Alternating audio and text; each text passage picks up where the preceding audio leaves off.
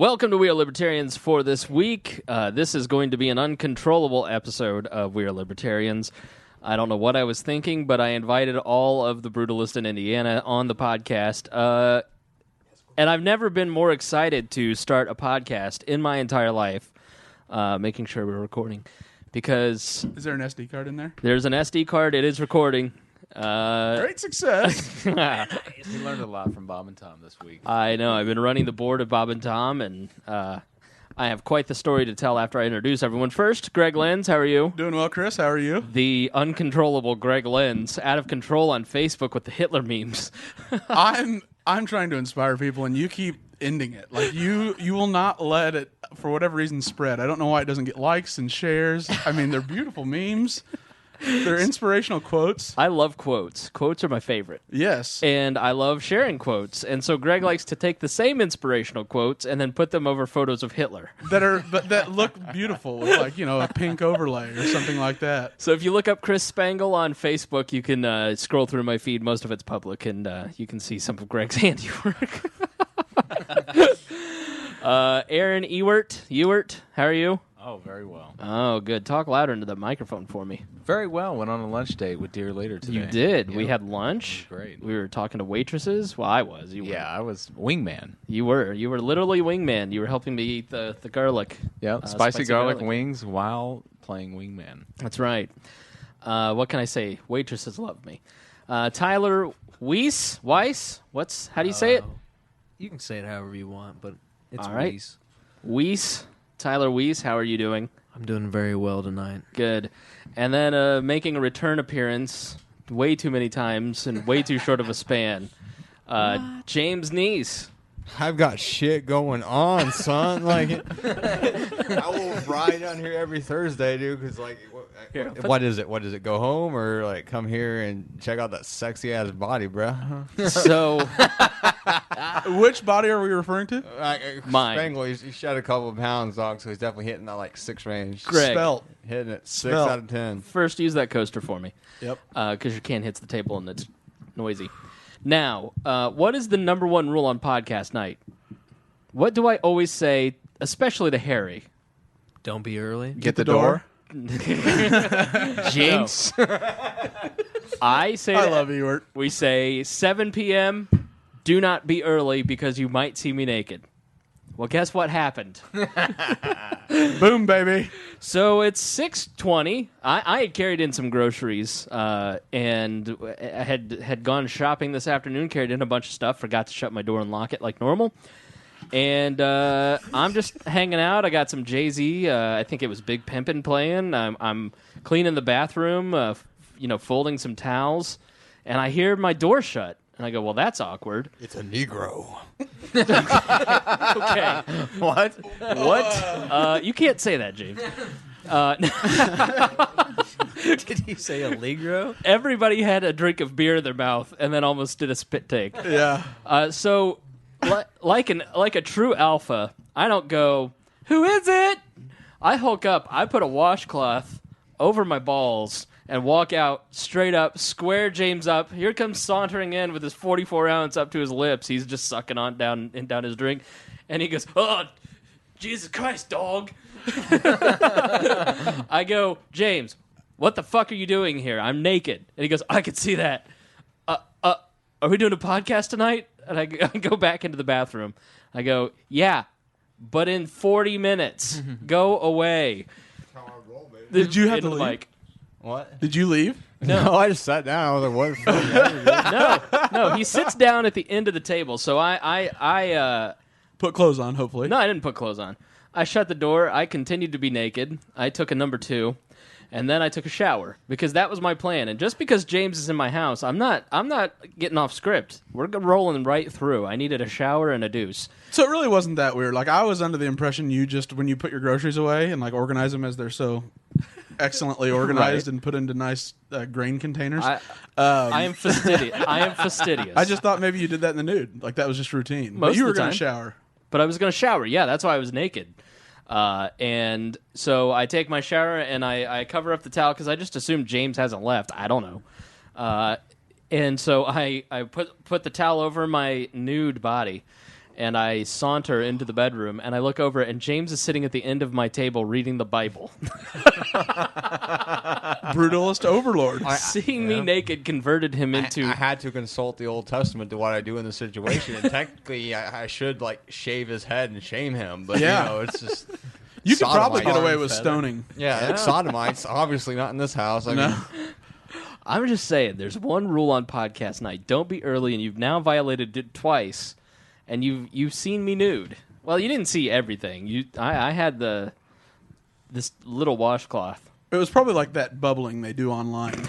No, there was no bubbling. He saw everything. I mean, why did you washcloth though, dog? If you're gonna outfit up, just let them see your junk. Just That's be true. Well, I just assumed, well, maybe there's somebody here, but I was ready to drop the washcloth and throw down. I was going to fight. I'm not... That's actually kind of brilliant, to fight in the nude. Oh, God. If someone's breaking in. Because you should have seen his face. James, who was shocked by nothing, and he was like, ugh! I silenced James Nease. You rustled him. I did. I rustled him. You rustled the brutalist overlord. I rustled. I have maintained my alphaness because over the brutalist I now overlord. know what it's like to be a feminist and know that, you know, a microaggression or rape kind of impacted me, dog. So definitely, I'm a feminist now because I was definitely raped. It was eye rape. Raped. I mean, like, It's I'm that taking new this. 6-pack. But I was like a ninja. I just turned around the corner, and I had on my left hand, I had the washcloth, and in my right hand cocked and ready to go. Standing there, I squared him up, and he's like, "Oh, shit, dog." Got raped, man. Getting a mattress, carrying it everywhere I go now, dude. Yeah.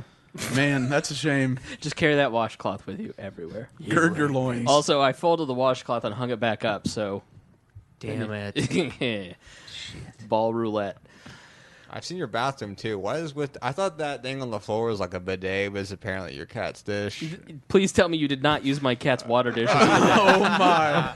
I rock I thought it was power a rock, toe man. wash. It's not a toe wash. Every Christian has a foot washer. I didn't. Have you been? You've been in his bathroom. I've been in there. It's really girly, right? You seen that like deodorant? That is not a man. Where is the old? I need Old Spice. It's sure, and then Mitchum is right next to it, or Mitchum? It's just like Meacham? Robert Meacham? it's a pastel palette of colors. It He is does- not He doesn't pastel. do like It's like black and green, white. hunter green, or like Yeah. know, That, like- masculine red. that like copper tone like speed stick where it's like, yeah, you smell like a man, motherfucker. Yeah. It's like you don't smell like no bitch. It's like I smell like nothing.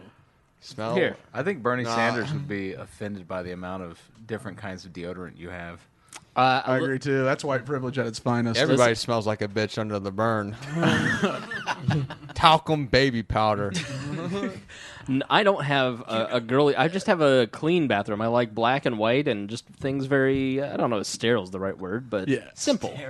Simple. Yeah, everything in my apartment is sterile. You're going to disinfect your whole house after this podcast. Yeah, I was gonna say. Yeah. So I didn't clean the toilet very well because you guys, You people. you people. So what else is? I smoke and drink in the bathroom. I ain't gonna lie, dude. Like, it's like, It's like high school. like I'll go in there, like turn on the shower, and I would just be like, "All right, I'm gonna smoke a cigarette, like drink beer right now." It's just like I don't give a shit. It's my bathroom. It's pretty thugalicious. It's like, you know, I can do whatever I want in there. It's like turn the fan on, open the window. It's like, whatever. People are like, I can smell your smoke. I can smell your bitch. Like, you gonna come up here, dude? Do you put the towel underneath right underneath the crease No, under the fuck door? that. No, dude, I was fucking all the way up. I'm like, fucking make this house smell like a man, dog. It's like Doral. I like that a man smells like Doral cigarettes and what? Coors, Michelob. Oh man, I drink High Life, champagne and beers. Champagne and me getting drunk, like 30 of those, dude. It's like shotgunning. Like, I'm like 30 years old almost, and I still shotgun over my sink. It's like, you know, I want to get drunk. Boom, like with the key. Hell yeah. Now is this when you're watching your child? Sometimes it's like, hey, I throw on like Baby First. It's like, hey, look, it's that Fox show. Watch me shotgun these Keystones, bro. Now Learn a life skill. And for the court records, that was a joke. This is an entertainment program.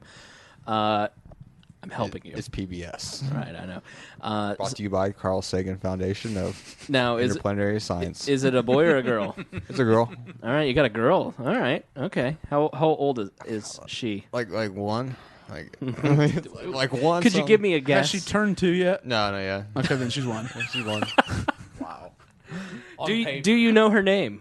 Yeah, it's Tara. Tara. Okay. Yep. All right. I wanted it to be like something. If my name was like a G, I was going to put Nease's last name, so it's TNG, so I can be like the next generation, like you know, like Trekkie it up. That is amazing. Man, Picard's my hero, dog. Like, I watch that on like BBC sometimes. Like Picard's always like, like, oh, ship's getting invaded, and like everybody else is like, oh my god, we're gonna die. Picard's like, whatever, dog. I'm gonna blow this fucking vessel up. Like, talk to me in my quarters. And I'm always like, man, just bang Crusher, dude. Just bang the shit out of that nurse. She's a doctor. She is a nurse. Yeah. What medical degree does she have? Starfleet? That's not even a real place, dude. It's like DeVry, the DeVry of the universe. Not even Romulan, like, you know. It's the vocational nursing degree of degrees. It's a for-profit. Because she's like, I'm a doctor. I never seen her do surgery. I see her scan people. Okay, you're a nurse. You're doing EKGs. Like, wow, cool. I do that now. And You then, basically work for TSA. Then you got that fucking Yeah, the tech does that that. data Yeah. robot. That data robot. It's like, whoa, what? Calm down, Aspie. Like, you're getting a little. Oh gosh. Wow. Man, it's just a weird Is it show. Data? Is that his name? Yeah, Data. Data, yeah. Yeah, and they got the holodeck, and they always have the holodeck with some stupid shit. Like, let's do a Sherlock Holmes, like, you know, holodeck thing. It's like, dude, I would be like the Love-nasium. It's like, when people come in the holodeck, I'm like, we got like 3 titty bitches over here, dude. Like, you like that Fifth Element shit? Like, she's Oh, yeah, Chick yeah. with the orange hair, right? That's how I do it, you know. But a lot of people are like, she's banging. I need a Sherlock Holmes or like some Harry Potter shit. It's like, You're wasting your... I'm a wizard. It's like 3 titty bitches and whatever, man. I have no idea how we got from Starfleet to... Listen, just roll with We it. went to Holodeck, and then we went Sherlock. I think we started off at Bernie BBC Sanders is like the most somehow. consistent theme, yeah. Welcome to Top Gear, cars you'll never afford, you poor fuck. It's like sweet Top Gear with these British people, and they do like these races of how fast people go with like CEOs and stuff. Like, man, you got that in 13 seconds. I'm like, you could definitely go faster if you weren't so old, dude. Like, you definitely like stripped that gear on the 5th gear. Like, I definitely heard that. Bloody I'm hell. letting you know, like, this is what's on TV. They got Doctor Who on there, and then like, I don't know, true crime or something. I don't know. I tune out after that. I pass out after Top Gear. I'm just waiting for you to keep going. What's we're- the point of me talking? I mean, it's... I mean, we're talking about the days and lives of like my entertainment channel. Like, sometimes I watch like History Channel, you know, because I like to see like those like old dudes from the pawn shop be like, I know a dude. I'm like, you don't know a dude. It's the same dude you called yesterday. Like, you can't say it's a new dude. It's like, let's bring in this old dude from the History Museum to be like, oh, it's not an original silver like Smith and Wesson from 1886. It's a replica. It's like, who cares? Like, you're gonna sell it to like a bunch of rednecks anyway. Just upmarket. Now, this child that you have, Tara, you believe she might be one.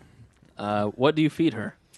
Like spinach and like it's baby food spinach. Sometimes I gave her a cupcake yesterday because like, Did you chew it up first and put it in her No, mouth? a whole cupcake because like Heather was like, okay, she's got to go to bed because it's 9 o'clock. I get home from work. I go to Walmart, buy like a 24 pack of cupcakes, just give her a whole chocolate cupcake, and I was like, you know, and she's like, you're a dick. I'm like, deal with it. I mashed it up in a bowl first and gave it to I her. just gave her the whole cupcake. I'm like, you're gonna party on. Like, it's like this is how I'm raising you today. Like, we're just gonna do it like this. Embrace Wednesday the night, freedom. we're getting turned up off some shit. Yeah, like I've had her like put on my headset before, like I do online games, and I'm like, you know, I'm like, go ahead, like we'll play Call of Duty or like World of Warcraft or something. She have the headset on, and, like all these people are getting mad, like we're wiping again. I'm like, you're talking shit to it like a 6-month-old. Are you happy?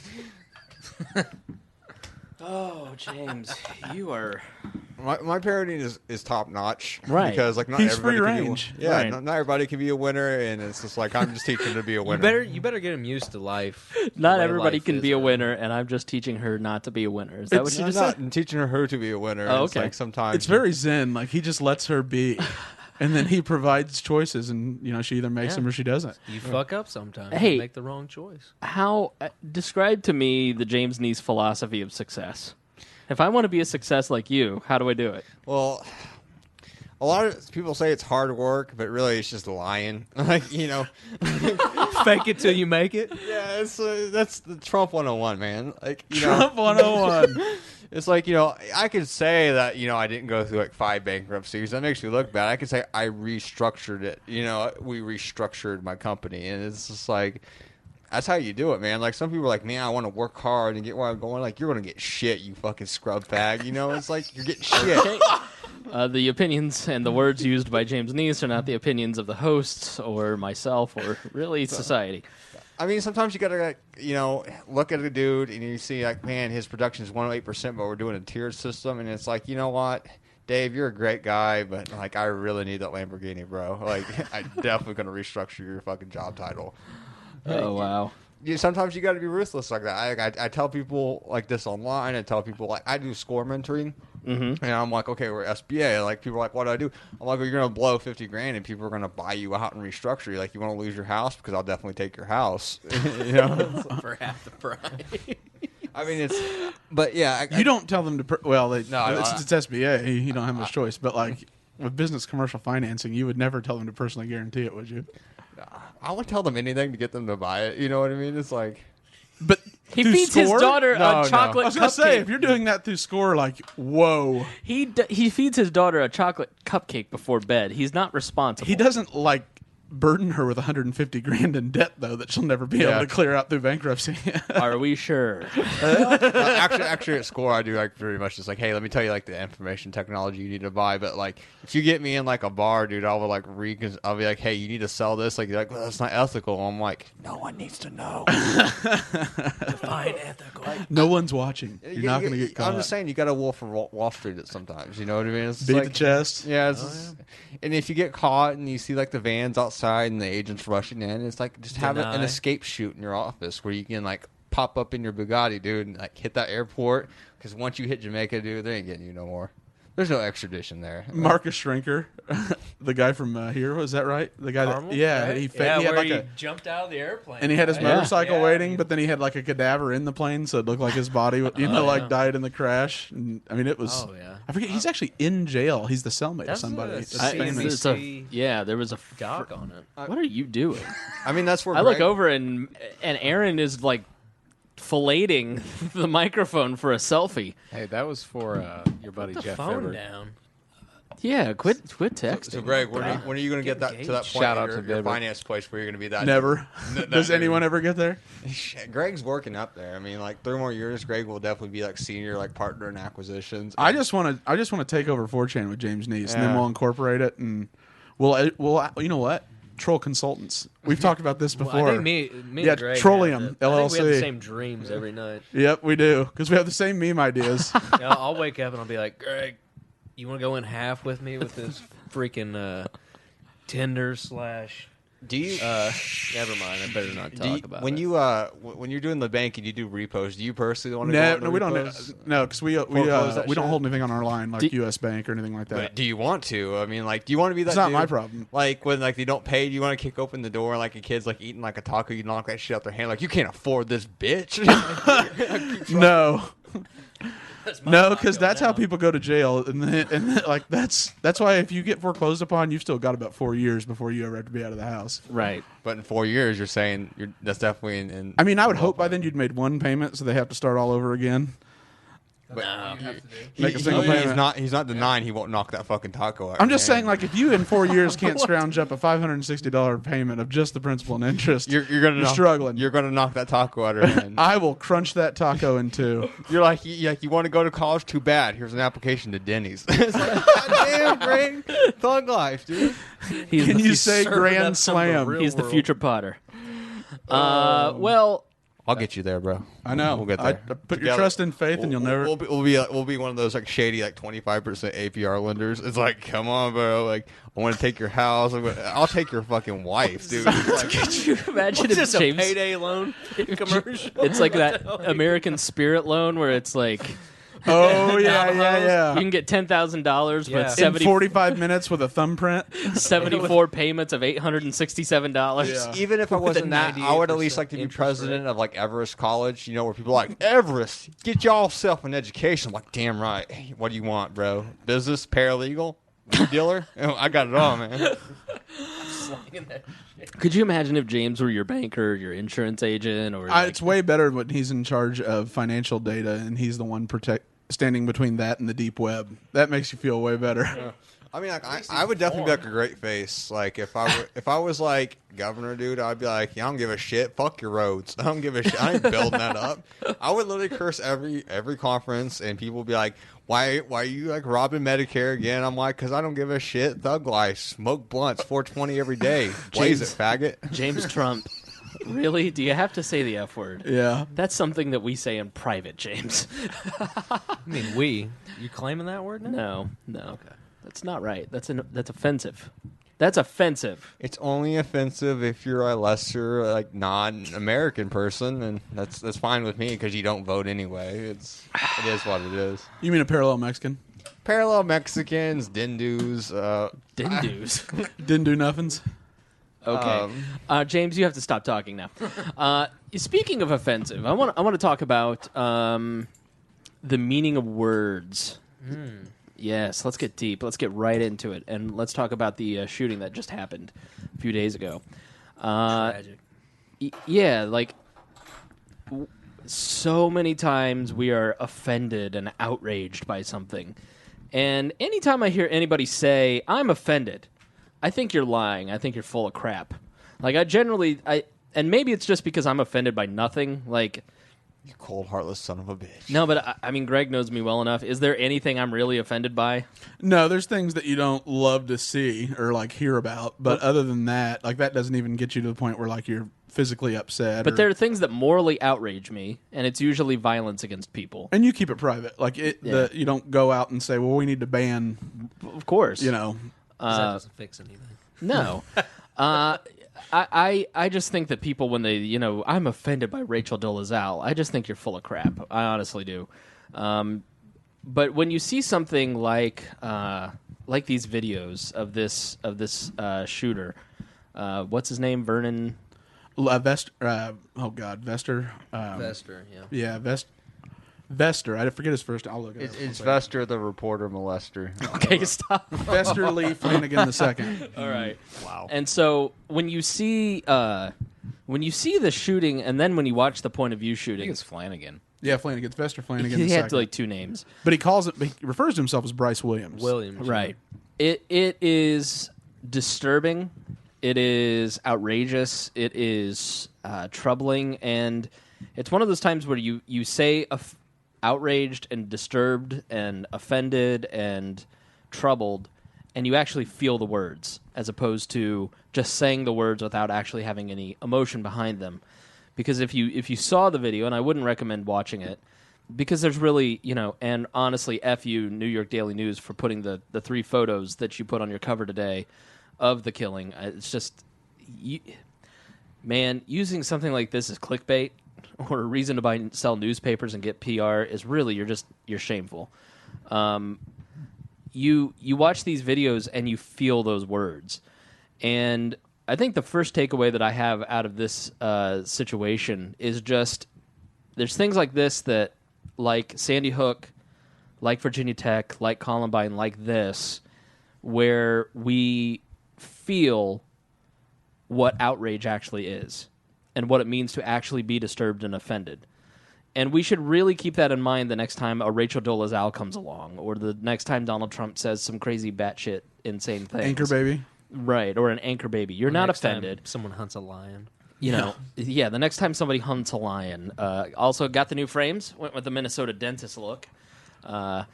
Those are killer, bro. Hey, I they know. worked. They worked today. They did. They did. They did. On the waitress. Yep. You gave her those bedroom eyes. What can I say? I'm on fire. I'm in fuego. Would you say those glasses slay pussy just like Cecil? I told you they're killer, bro. All right, back to Fields. So back to the mass shooting, James. So I think my first takeaway is that you feel the impact, you feel the words, you feel the difference between these manufactured outrages that we seem to float between and something that is truly tragic and something that is truly outrageous. I don't know. That's my first takeaway from this. The second is, I'm the Second Amendment. Everybody has the right to own a gun as anybody. I, in full disclosure, have never even fired a gun. I don't own a gun. I don't care if you own a tank. Honestly, that's I don't have any moral objection to it. I just haven't. But I think you're a scumbag if you use this to push everybody should own a gun, and just as much as we need to ban all guns, people are. if you watch those POV, well, if they had a gun, they could have protected themselves. No. You watch it, and the guy was standing there for a good minute without any one of the three of the people standing there doing the live shoot noticing that this gentleman was standing behind them with a gun, pointing it at the reporter, and then he pulls the trigger. There was absolutely no gun could have saved these 3 lives. Plain and simple. My favorite political science professor in college was, while he was getting his PhD, he was a cop in Oakland, California in the 70s. And he always was adamant. He didn't ever let it know which side of the spectrum he came on, but he goes, as someone that was a police officer for 15 years in a heavily racially charged environment, if someone wants to kill someone, they're going to. Exactly. There is not one thing I could do, whether they had a gun, a knife, a cannon, a drone. If they want you dead, even I, as a protector of supposedly human life, if there's nothing I can do to prevent it if they really want to kill somebody. Yeah. This is a scenario where nothing they could have had. You got your choice of tools. Yeah, it's a tool. It wouldn't have mattered. I mean, even if guns were banned, let's say just all guns were outlawed, there were no guns, or it was like Japan, you had to check it into a locker and get it out. Even in that scenario here, he would have attacked them by pushing them off a bridge or any way possible, because he was a delusional individual. Right. He wrote that suicide note saying that his boy was the Virginia Tech shooter, that Jehovah told him to do this. An individual like this, other than holding him in a cell for a cage like in Minority Report for like preemptive crime, that's the only way. And then you don't want to do that, because I think all of us have had moments where we're so enraged we could probably imagine something, and there's no interpreting that, or we clearly say things all the time on this recorded podcast we don't want ever to be used against us, which will. But that's the thing, is that at a certain point you just have to accept it. Yeah, we don't live in a utopia, and we never will. And there's no answer. There's something going to happen. You can't factor out the crazy. There's always going to be a percentage of things that happen that are just going to happen. Yeah, if we had thought crimes, dude, I'd be like 9 life sentences or something like that, dude. I definitely would be here recording this. I would be a lifer. I would be the dude when you go in there for like thought crimes, like, Greg, sounds like you thought about robbing this place. You know what I mean? It's like, well, like, hey man, let me tell you the rules of the joint. It's like, let me take you around, show you the cantina. We have shifts for cleaning the bathroom. It's like, I've been here for life. Like, what's Wesley Snipes' character in Judge Dredd? Oh god! Who they he was so terrible they froze him forever, and then he comes back. Brought back. That would be James Nease if they had the ability to cryogenically Han Solo? Or is that the wrong Han movie? Solo, yes. Harrison Ford. What I like the first Judge Dredd movie, the one where the guy's like, he's like, you betrayed the law. I am the law. It's like, God, what are you saying, dude? Oh, that's what I'm talking about. Yeah. With Sylvester Stallone and Wesley Snipes. Now, there's one Sylvester Stallone in like some law dude that got like in charge of like the adjudicate or something. Is that the one where he's like outside the giant city? No, it's when he's inside it. There's like 2 Judge Dredd movies. I can't remember. It's been a while. Yeah, I'm not up to date on my Judge Dredd. Like, it's just one of those things where it's like. Well, I'm just saying that if you were, you would be the criminal that's frozen forever and never unfrozen. I mean, that's my plan when I die. Like, I'm getting frozen. You know what I mean? Disney. So, yeah. Like, I'll come back and I will rain so much havoc. It's just like, I've been dead once. You ain't gonna kill me again. But I'm back. Yeah, like I want to see the memes of the future. I want to see what you got. I know you're not going to reproduce, so like, I'm not going to meet your kids. What does that mean? I could reproduce. I could pump out a kid right now if I wanted to. Chris, he's not as sterile as his bathroom. That's right. I'm a virile man. Okay. I was ready to fight you in the nude. I have a feeling that like you're like the dude that's like, man, these fucking Durex, man, I gotta like, wrap it. I have a feeling like you have this conceptual fear. Yeah, this conceptual fear of like VD, like because you're just like reading like Vietnam posters. And it's like wrap it before she traps it. It's like, oh, you got to insert a penny and let it. Did you go to my bedroom? 48 seconds. You saw all the World War I syphilis posters. Yeah, it's like, remember when you're having a good time, the Axis is winning. All right, back to the violent killing of 2 people, Greg. Yeah, that's great. For me, I struggle with that idea that like the New York Daily Mail, or was it the News? The New York Daily News, yeah. Daily News. I don't. The intent matters when you're using it as clickbait. That's really important. At the same time, anytime you hide something that's evil or sick, it's real easy to be like, well, it can misportray this individual. Exactly. Like if they had hidden for him, if we didn't have that video, I think there would be a totally different narrative around this killing. Spin it anyway, and that's the whole thing. Is what's sick is making money off of the actual story, and that's where the line, because you want everything out there, you need to have all the information as far as what happened. But as far as like publications trying to make money, because that's what they do, you have to take that. I don't know. It's just such a double-edged sword. You can't really. No, I think like with a newspaper like that, I have no problem with them trying to using Kim Kardashian pictures in order to get page views or whatever to their website. But it essentially there's kind of been just the idea of news in the United States is that 1 hour a week or 1 hour a day is dedicated to just the news, not to use that hour to make money. It's your job is in keeping an informed country. Well, that's how it was before like private corporations bought it, because it used to be public even before the Vietnam. Yeah. When the Vietnam shit hit, they're like, we got to kind of control it a little bit because of the whole. Even then, until the 90s, until the late 90s, they didn't mind losing money on news divisions whatsoever. No. It was an honorable thing to do and you also had the perception that the newsmen were Honest. well, not honest and trying their best to do a just facts, not any analysis whatsoever, and trying to present. Even because anytime you present facts, you're trying to present the facts. Those guys, I think, believe they were trying to present them in a totally down the middle way, instead of picking and choosing facts that can be created. You can create a narrative like Fox does, like in this scenario with Fox, they're so pro gun, so anti-gun control. Fox is going to report the story so much differently than MSNBC. Sure. Whereas I think it would be, since there's no just national like BBC or something like that, it'd be interesting to see what that narrative would look like with the facts. Well, it's crazy because they're competing with the internet, which the shooter uploaded in real time Was what live was tweeting. actually happening, which is actually the news, and it's being tweeted out at the point. Like, you could see it. I saw it like 2 seconds after it happened. Yeah. And I'm like, what the hell is And going within on? 5 minutes, Twitter had pulled down that account. Yeah. Yeah. And then there's people re-uploading on YouTube, and then Well, then obviously the news are behind 2 hours or whatever the hell they are. But here's the problem is we fail to have any kind of context. Well, exactly. There is none, because you have no idea what's going on, what's going through this guy's head, what's going on. It's whoever gets the first story out gets. But I guess what I'm saying is that when we were sitting there yesterday, we were getting all the information as soon as it was coming out. We were getting it in real time. We were seeing the videos. We were seeing it raw.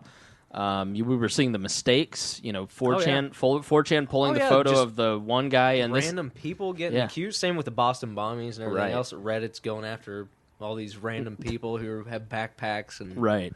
I don't know. It's just crazy. And it's in one respect, seeing the video, it did not. It is a disturbing video, and it definitely was something that punched me right in the soul. Oh yeah, I have I'm immediate gut wrench, cringing, and you've got all these libertarians that are immediately calling for this to be a false flag. This annoys me immediately. And his hand was white, the bro. one thing I like about libertarians, they question authority, Everything. they question everything. The problem with the libertarians, they question everything. So I'm glad you're questioning everything, guys, but this is not a false flag. Well, they're so it's used to the shameful. government lying to them. Just because someone's lying to you doesn't mean the competing narrative is correct. They're delusional. So just because the you're gonna government put your personal bias in, right? So just because someone else has a hypothesis of what actually happened doesn't mean that's the one you should leech onto because the government one is wrong. Sometimes we have a fear of the obvious, that it can't just be the obvious thing right in front of our face. Exactly. And then that crazy shit happens, and nobody. Because it happens, guys. Because it is just so hard to rationalize from the standpoint of four rational, well-thinking, Four and James Nease, human He's beings. a step above rational. And out of the five of us, one of us has empathy and a soul, and then there's you guys. I have the greatest of empathy. Like he doesn't use aim it. is what it is. I'm just curious, like why You have to earn it. Yeah, I'm just curious why they took the videos down on Twitter, because like they took all these videos down of this one shooting, but like I see like when Dylan took it to the roof, at the church, he or Nick Berg or any of that kind of stuff. Yeah, like they never took it down. It's like what makes this event so special? And I kind of want to see like a narrative behind it where it's like, okay, is it just will we just put on like white serial killers or mass murderers, or are we going to put on like people of color as well? And like that's a narrative kind of going around as well. Did he intentionally block it out because it doesn't fit like the white psychopath narrative that some media stations like to press out? We'll talk about the racial aspect in a minute. Let's stick on the media and kind of wrap this part up. But as far as seeing the video, it wasn't nearly as disturbing as the first time I saw the Nick Berg video, the soldier who was beheaded in Iraq. Syria.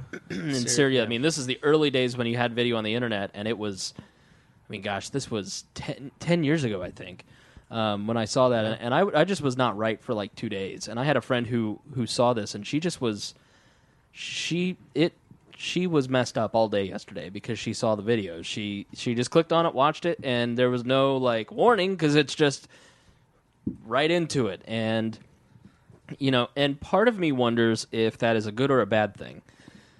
Is that the sort of thing that is good for us as a society because we directly see and as a result feel to the core of our humanity, we feel violence. And I think too often we in our society we are surrounded by violence. Violence and anger are our first instinct in our culture, and we don't often kind of remove ourselves and see from a different perspective the result of that. And this made you see that and have a different perspective and just go, holy crap. So in one respect I think that it was good, but in the other respect there's a lot of people who you put poison into your soul and your head, you can't get it out sometimes. Well, it's just weird because like 2 girls, 1 cup. God, like I've been on the internet for a while. Like I played Mortal Kombat games since I was like 6 years old. So violence to me is just kind of like, oh, cool, kittens, next thing, So it's that's not good. Specifically, exactly. Yeah. The point of it is Thank like you for proving my point, James. Everything you see on the TV and like video games, all media is pretty much inundated with violence, inundated, or whatever that word you want to use. You used it right. So like, I guess from like age 6 and up, you're pretty much watching violence consistently, and it's kind of shocking that people are like, oh man, this person got shot. It's not that if you're revolted by it. It's like you watch people get shot all the time, either in fiction or nonfiction, or you watch true crimes, you watch True Detective, you watch History Channel, even your own history books and classes are people getting gunned down. So it's like it's kind of weird that people are like, oh, I'm revolted by it. I'm like, are you revolted by the act of violence, or are you revolted by the fact that it's something in real time that you saw? I mean, they experienced it. Yeah. I mean, because what made that video so shocking is it happened right then. It was going. Yeah, it was the intensity of the real time. You can watch videos online all the time of people getting beheaded or Mexican cartels carving people up with chainsaws, which I find all of them completely insanely crazy. Like, and I'm just like, but for some reason that one was just like out of the blue. I think it's like impact. It's like you have like animal people like when they see like a dog get killed, they're like, oh man, that's sickening. How can people do it to a dog? But they'll crush like hundreds of spiders a day. Like, is a spider's life less valuable than a dog's life? They're both animals in the animal kingdom, but you'll crush hundreds of spiders, kill millions of ants. But you'll get repulsed by a dog because there's some sort of attachment to it. It's a cute dog. I'm attached to it. Like this, are they attached to the story? Like, why are they attached to the story? Yeah, like a value hierarchy of human life. Yeah. And I think a couple things. I think you're in an echo chamber on your Facebook where everybody is posting about it. You're seeing it. People are expressing sad emotions. So your emotions are all like, oh, this is an awful story. So you're right there bathing in that. And then you watch the video, and the video is so intimate. It is not like the Chelsea Manning videos you're disconnected. I find the same thing when I see people getting just sucker punched and getting the famous video from in Indianapolis that happened of the chick getting jumped who was like 13 or whatever with her brother. The playground. Yeah, the playground I felt incident. the exact same way. I'm like, what in the hell? It's just, I don't know. It's weird. watching it, someone being helpless, but you see it from a drone strike video, and you're just like, okay, well, I don't. Well, that a lot of it's the intent. Like, I think what scared a lot of people too is the randomness of this. Oh, yeah. Since there wasn't a motivation early on that you could prove. It's just crazy. You know, and then, it just seemed like they were so random and helpless, and there really wasn't anything that could be accomplished by any policy position, any law. You know, you are total. It just exposed that that area of people don't like to explore, where there really isn't any. You don't really have total control. My issue is it's not so much as like people are like shocked by it. It's just the fact that people won't get over it within 24 hours. You know, like within 24 hours, there'll definitely be memes about less it. than that. Yeah. I mean, it's you care for like 6 hours. Yeah, your newsfeed fills up with daughter's second day of school, National Dog Day. You'll watch the video and you'll be like, "This is outrageous." You'll do your blurb on Facebook. You do your blurb on Twitter. I got to figure out something. And else to watch. then the next day, you're like, "Did you see that shit?" Yeah, I saw it. You know what I mean? It's like your empathy is only limited to like 2 or 3 sound bites on a Twitter feed that you're doing. And after that, live in a. You're done. Like, we live in a world where it's just the ADD ADD info coming in. You can't deal with it all. The other reason that I think that this especially was so disturbing is that like Sandy Hook was just man, that depressed me for days just because it was kids. Oh yeah, that's with something like the beheading videos in ISIS, you're going into it with all the context, and so your brain has already been filled with all of the context. With this, you kind of know what's going to happen. Well, with this, you knew that somebody was shot, so you click on the video. But man, it is literally like you are standing right next to him as he is shooting somebody. You're on his shoulder, and on the video, or on the end of the gun, and you don't have any context as to who he is, what his motivation is.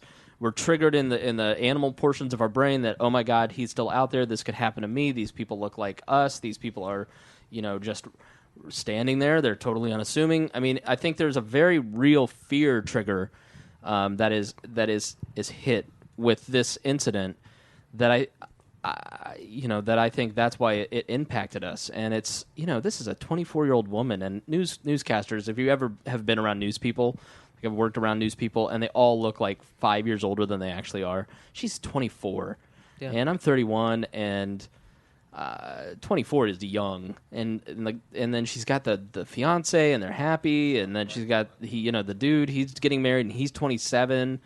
It just sucks, and I think that's part of the reason that it impacted us all so, because it was without context.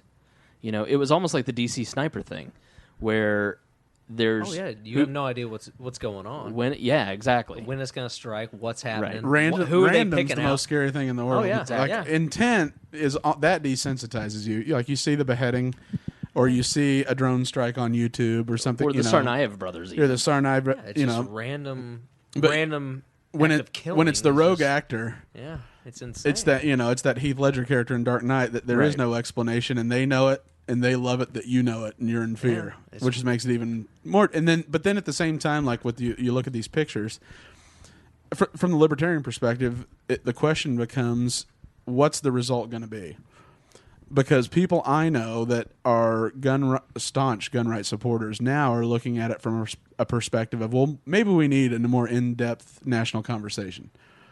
Because of the way the news has become sensationalized, the events that happen when they are like this and they get traction and they get pushed and pushed and pushed to get as many eyeballs as possible end up being so impactful that take people that are totally rational and have very principled positions are now susceptible to an event like this where it's, well, now I'm scared. Yeah. The same person that says, oh, good luck letting a robber come in here, now all of a sudden is... Well, you could have 2 shotguns, 2 pistols, and an AR-15 on your back. You're still going to get shot in the back of the head. If somebody wants to kill you. Exactly, that's the thing. And so the thing is I am torn. I want people to see these photos because I think it's like the dead soldiers coming back from Iraq. It doesn't feel real if you don't see the reality. We have to feel violence to stop it. Right. And then at the same time, though, because most people haven't given this much thought, the implications of it, the instinct is going to be emotional. It won't be rational, and it will err on the side of, well, you know what? I think in the United States, we need to just get rid of guns because we're the only, developed country that has this mass shooting problem, or that that's the narrative that repeats itself on the news. It's your cultural mentality. It's not to do with the guns. It's compared. If I compare every other European nation or Asian nation to the United States, we have a very competitive and very cracky society. At one point, you can go from a millionaire to being dirt poor in less than a day. We have a volatile, it's.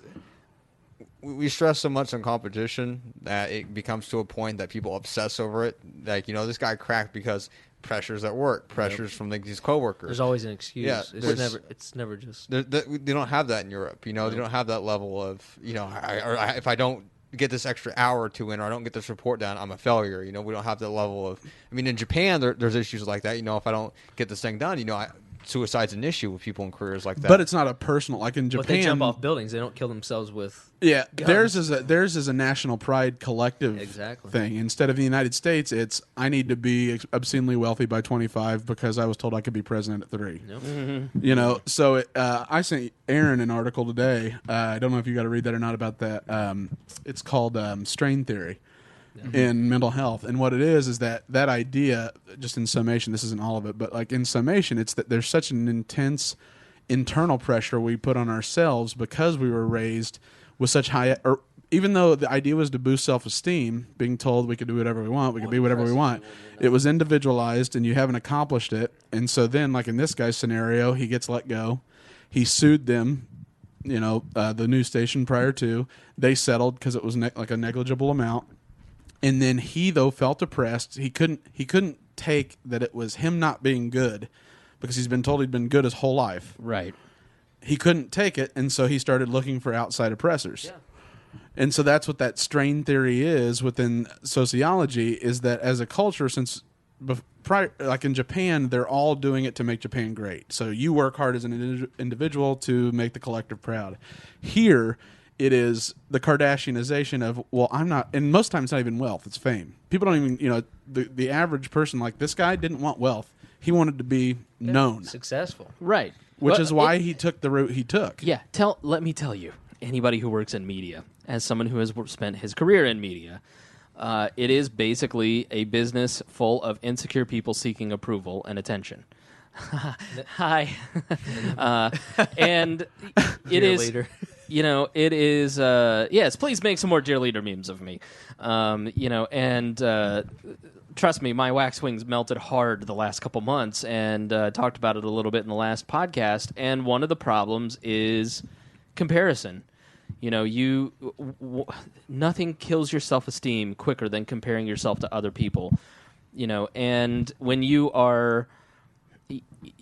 In self-esteem, you can either link with other people or you can compare yourself to other people. And when you link with other people, you're trying to have honest connection, as we talked about in that last episode. You're not looking at that other person as a competitor. You're looking at that other person as another human being that you two can have mutual respect for each other. You can help each other. You can connect with each other, and things can develop and be good. Or you can be a comparing person and say, this person is more successful than me, and then your self-esteem just erodes, because you're libertarians, more than anybody else, have to be evangelical about the idea of the individual. And we have to preach personal freedom in every single sector of our lives. We have to be obsessed with personal freedom at the individual level, and really spread that message, because that is what's going to stop events like this.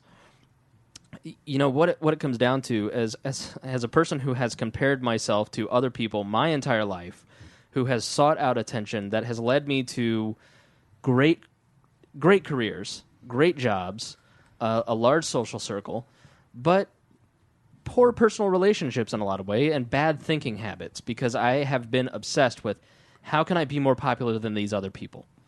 And when that doesn't happen, when you're not as successful as somebody else, because somebody will always be more successful than you, someone will always have what you want to have, someone will always get the girl that you want, someone will always blah, blah, blah, blah, blah. You become angry. And anger is a secondary emotion. The root emotions are guilt, fear, and shame. And somebody like this, when you're angry at other people to protect. It's a prehistoric defense mechanism. So you become angry at someone because you feel like you're under attack, because they're killing your self-esteem. They're making you feel less than. And self-esteem is as important as food and water to human survival. I mean, like, let's go over like all the mass shootings.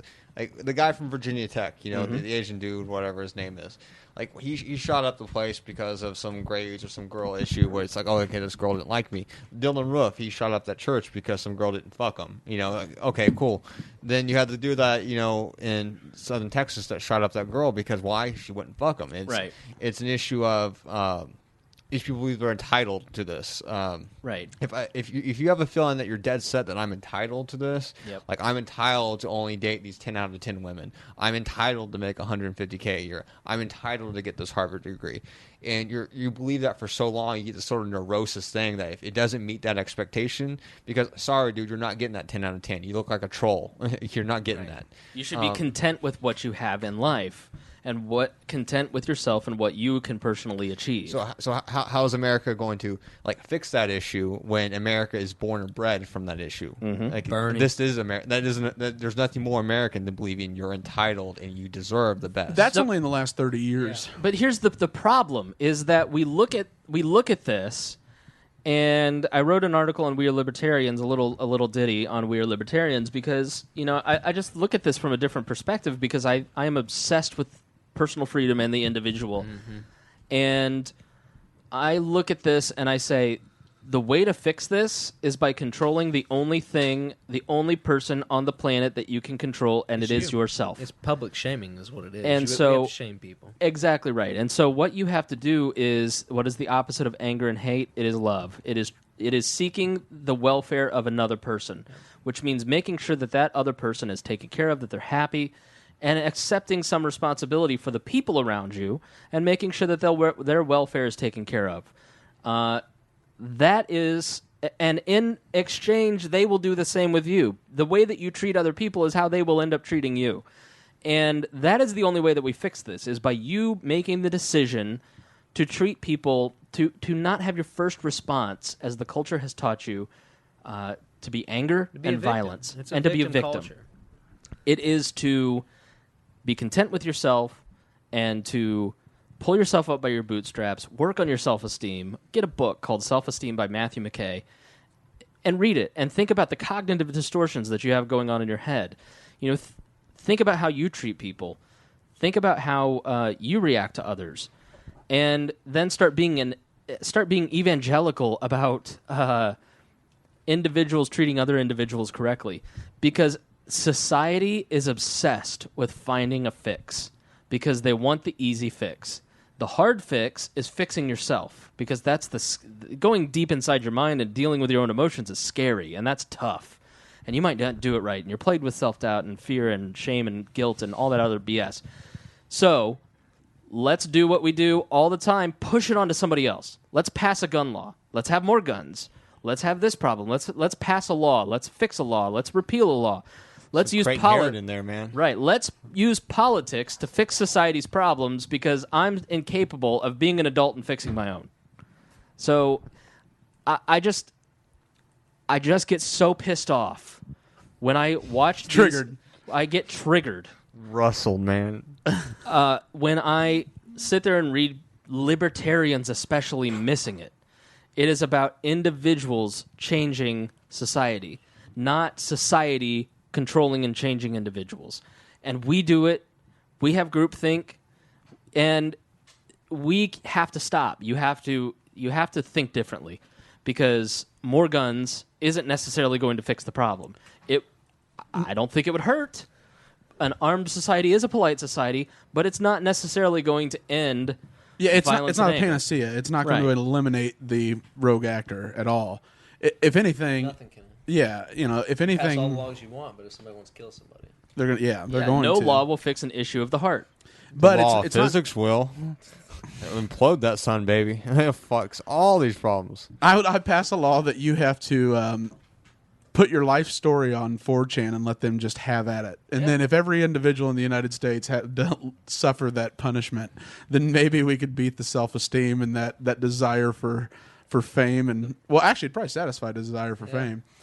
But no, really, like there's nothing you could have done to prevent this scenario. And this guy, he talked about it. He wanted to be famous. He identified with fellow shooters. There's a definite psychological profile that he matched. He clearly had a track record of blaming others, and it's not like you're going to have some grand database where you're going to monitor people's acts through their life and say, oh, well, that correlates to this type of individual. It might be XYZ, and maybe we should identify him as a high-risk type. There's no data analytics you could do on this to prevent this type of situation, but there is no quick fix either, because getting people to accept responsibility, look inward, and say, you know what, maybe I couldn't have been president at 5. That's a big long-term cultural shift that starts on an individual basis, as all things do culturally. But I mean, talk about an uphill mountain to climb. That's hard to get people to eat. Like, if I were to get a group of 30 kids, and I would be like, okay, I do a standardized test to see where they rank on intelligence, motivation, all those sort of analytics, and I say, okay, Susan, you're going to be you're going to get a bachelor's of science degree, you're going to be a marketer, you'll make this much, and I go through listening, and I'll be like, well, Tim, you're dumb as shit, and you're going to be a janitor. You know what I mean? Like, no one wants to hear that.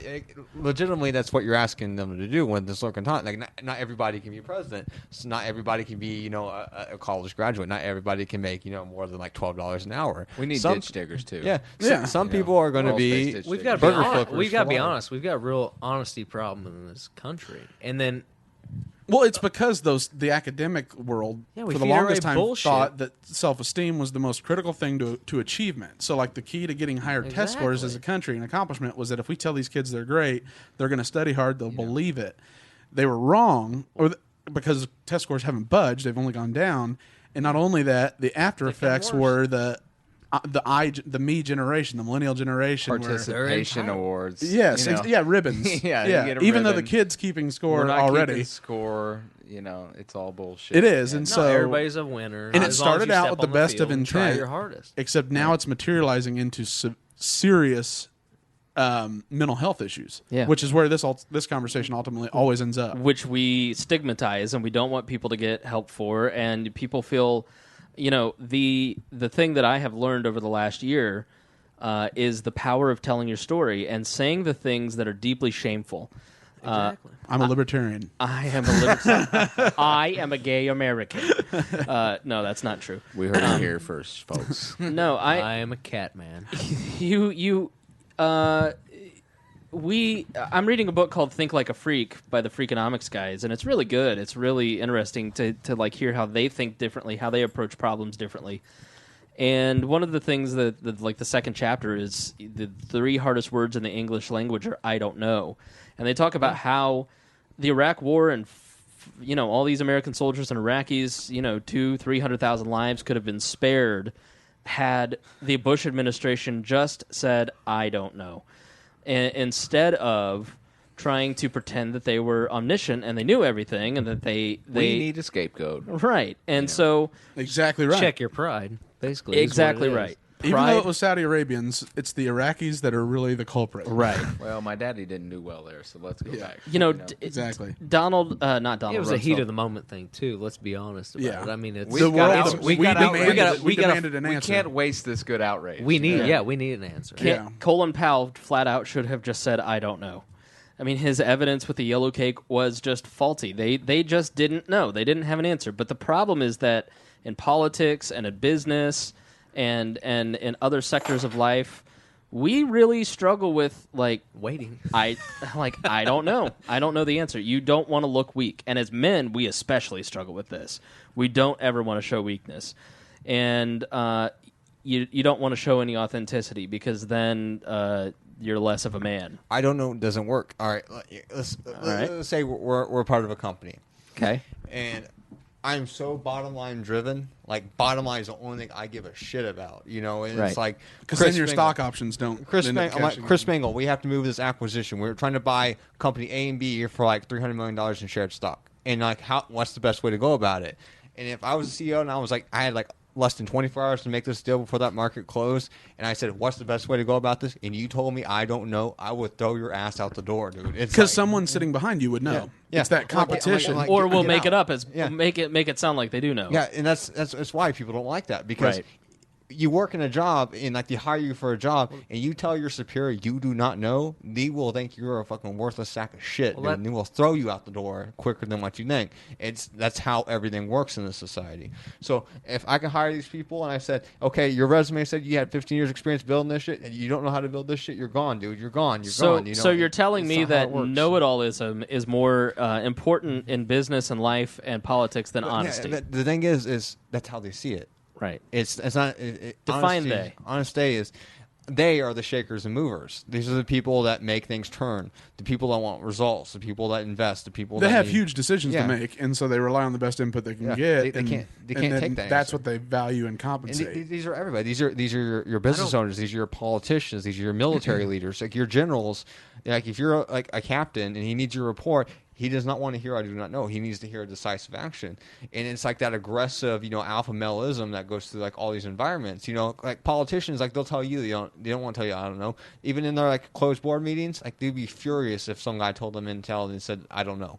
Like you need a decision because for them, your decision allows them to make gains. If you stop them from making gains, and our whole society is triggered like that, where even in school, they don't accept I don't know because your teacher's like I don't accept that as an answer. Go learn it. You learn that from a very not go learn it. Go memorize it so I can get my bonus for right. You're taught that from the thing. I need 78 kids to pass. Yeah, I have to hit. No, that's the thing. They have to hit not their numbers. 82 because if I get 82, I'm too high and I'm going to lose my finance. Exactly. Yeah, you're taught that from kindergarten up. Like I don't know is not an acceptable answer because your teacher will tell you that's ignorance and ignorance is wrong. What about the jury's still out on that one? Yeah. Is that no? Well, that's the thing is that there is always that crisis moment for a decision maker where they can't say they're making incomplete information decisions. It's assuming everything's black and white as well. Yeah, that and that. It's yes or no. When you're making the decision, that the terms haven't changed in the time you're making it. But like with George W. Bush, the public demanded retribution for 9/11. Oh shit, yeah. And they were just ignorant enough to not know anything about Islam, anything about where the people actually, none of them actually cared where they were from. They just knew they were brown and from the Middle East. And it could have been Morocco, could have been Turkey, could have been wherever. And they preyed upon whatever that. the government gave them. And they said, well, there's a weapons of mass destruction. And so that's the great. Hell? Can anybody define it? Yeah, it's a stressor too. Like if it's even in Georgia, even like personally, we can all say here is like, I can say I don't know. I'm comfortable saying I don't know, but it depends how much stress is on the line. Like if it's just something minor, like do you know the answer to this question? I don't know, bro. We'll definitely say it. There's no issue with us saying it. But if it's something that you're riding millions of dollars on, that you're riding like basically like a life or death situation on, that you say even if it's your $25,000 a year job. Or if it's your livelihood. Or impending terror attacks in the there's going to be more. You have a shift of conscious attitude where, like, even consciously, you say, like, "Oh, I'm definitely a person I don't know. Like, I'm fine with ignorance because it means I don't know." But when we put you in a high stress environment, you're going or a competitive environment, where like if George W. Bush hadn't demanded action before re-election, the Democrats would have killed him in the next election for saying he didn't act and get. So are we arguing to like a primal, almost like tribal? This has to be done. Yeah. So are we arguing that a system that does not work for us as a culture is unchangeable? And we should just accept it and participate in it? No, I'm asking why are we electing these people who... Because there's no incentive for people that tell the truth to run, because until there isn't that competitive environment where anyone will tell anybody what they want to hear as long as they can get ahead, you can't have people that stand up on TV and say, listen, we don't have all the facts yet. We can't make this informed decision, and we need to be cautious. But too many outside factors. But let's distill that down. Let's break that down and get to the smallest unit here again. We love, as libertarians, Republicans, Democrats, as a culture, as a voting bloc, we'd love to sit there and say, if we just would elect somebody honest. No, it doesn't matter. But too many outside factors. Right. And then we don't practice it in our own lives. And so how can we say, well, it's just never going to change. They're always going to lie. There's always going to be these incentives. But I'm going to keep voting for the same guy. But you realize, even though they're the two worst candidates probably available, they're the most popular, Trump and Bernie Sanders, not because their policies are so great or they know what's going on. but they seem to be genuine. They People feel crave authenticity. They authenticity. feel authentic. Yeah. Even though they're they not. point out the Yeah. hypocrisy, but yet they. I think Bernie Sanders is authentic. I think that he's a wrong. hypocrite. But No, let's he's get a- the money. he's a Let's get the hypocrite. money out of He's a- politics. yeah. Except I'll give you all the free stuff you want. Right. But I mean, does anyone else not think that's the Party most on hypocritical guard. thing No, ever? the government's failed you, but I'm going to make Yeah, more but as long as government. I'm in charge, I'll make it better. He's the biggest narcissist. That's not what I think people want. I've in heard that, America right Defuhrer. Yeah. People Before. don't want honesty though. They want decisiveness. You know, now. They want to be Like, told. Solutions. Everyone wants Because solutions. America is born out of that revolutionary spirit, the John Waynes of the world, the conquering. We have a conquering spirit that other nations don't have, and so part of being conquering, and we want to conquer every problem. We want to conquer our. we're number one, baby. We're know-it-all. USA. Well, that- the very most famous phrase, American exceptionalism, means you are the exception to every other country that's ever been I conducted. did you think Yeah. people elected Reagan because he's honest, or did they elect Reagan because he was pretty much that guy that would be like, I will go over there and I'll punch Gorbachev right in his fat face? You know, Well, that's why he was elected. It was that boom, decisive go through cycles, cowboyism. too, and- And No, people like that, and I see a glimpse of hope in that, because normally people would like the Romneys and the whoever's going to feed me the line of bullshit.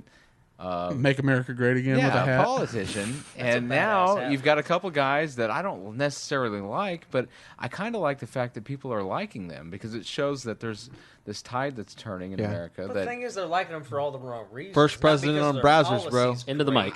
They don't have policies. Well, they're liking them for all the wrong reasons. It's not because their policy is great or they're going to actually solve problems. think It's people don't because know. they're relatable. Because everybody's fed the fuck up with what's going on. they're fed up with your typical politicians, and you've got a few guys here that are just They're fed up, too. They're off the cuff. They don't feel Exactly. like, who knows if we're going to win or not, but I've got my own money, so fuck you. I'm going to say what I want. You're deported. And yeah, I don't care. So they like, You're not- A You know, moment I of don't- silence for maybe Joe I don't Ruiz. necessarily agree with what the guy is saying, but hey, at least he's not feeding me shit. He's hitting a chord know? of anger that I have too. We just disagree on a Well, lot of there's things. so many policies, and I don't even. The thing is I don't know that he knows what his policies are. Or He either has one of none. them. He'll figure it out because he's a smart guy. But Yeah. right now, he's swimming to just keep his head above water because he knows he has no idea what to do with the lead. Donald Trump Right. had no intention of ever leading a Did poll. you see the in this toupee at all. video today? Oh, I haven't. What? Oh, he called a lady out. I believe they were in Alabama or South Carolina or He was something. in South Carolina today. Is that what it was? South Yeah. Carolina? He read a full-page article. Yeah. I believe it was from L.A. or something. LA No, it was Times. New York. It New may York have been Times? New York Times, New York Post, maybe something. I Probably don't know. it was probably the I watched Times the or the LA video, and Times. all they were doing was just pretty much smearing him, and they were talking about how he wore a toupee. And he called it. He just pointed at this lady, said, "Come up here." He goes, "Feel this," and he like shook his head. He goes, "That's real hair." It is real hair. He goes, "This is bullshit. Let's get down to the issue." And then just like everybody just erupted, and there's no substance in it whatsoever. Just charisma. Is It's all it is. reality TV. Yeah, and I he mean, though he exploited the he's- flaw of her argument. When your argument is, well, I'm going to throw a little cheap shot about Oh, something shit, physical, yeah. and he can refute it. It doesn't matter what this policy is at that point. You've lost all credibility. he's He the can never king talk about of a policy spin. again. Yeah, I mean, it's just Now watch me fuck my wife on air. I'm Trump, baby. But you know what? Then you have a governor of Wisconsin like Scott Walker who says that the president should not should not take his trip to China because the stock market went down. Like because another country's stock market went down, we should start canceling trips Yeah. around.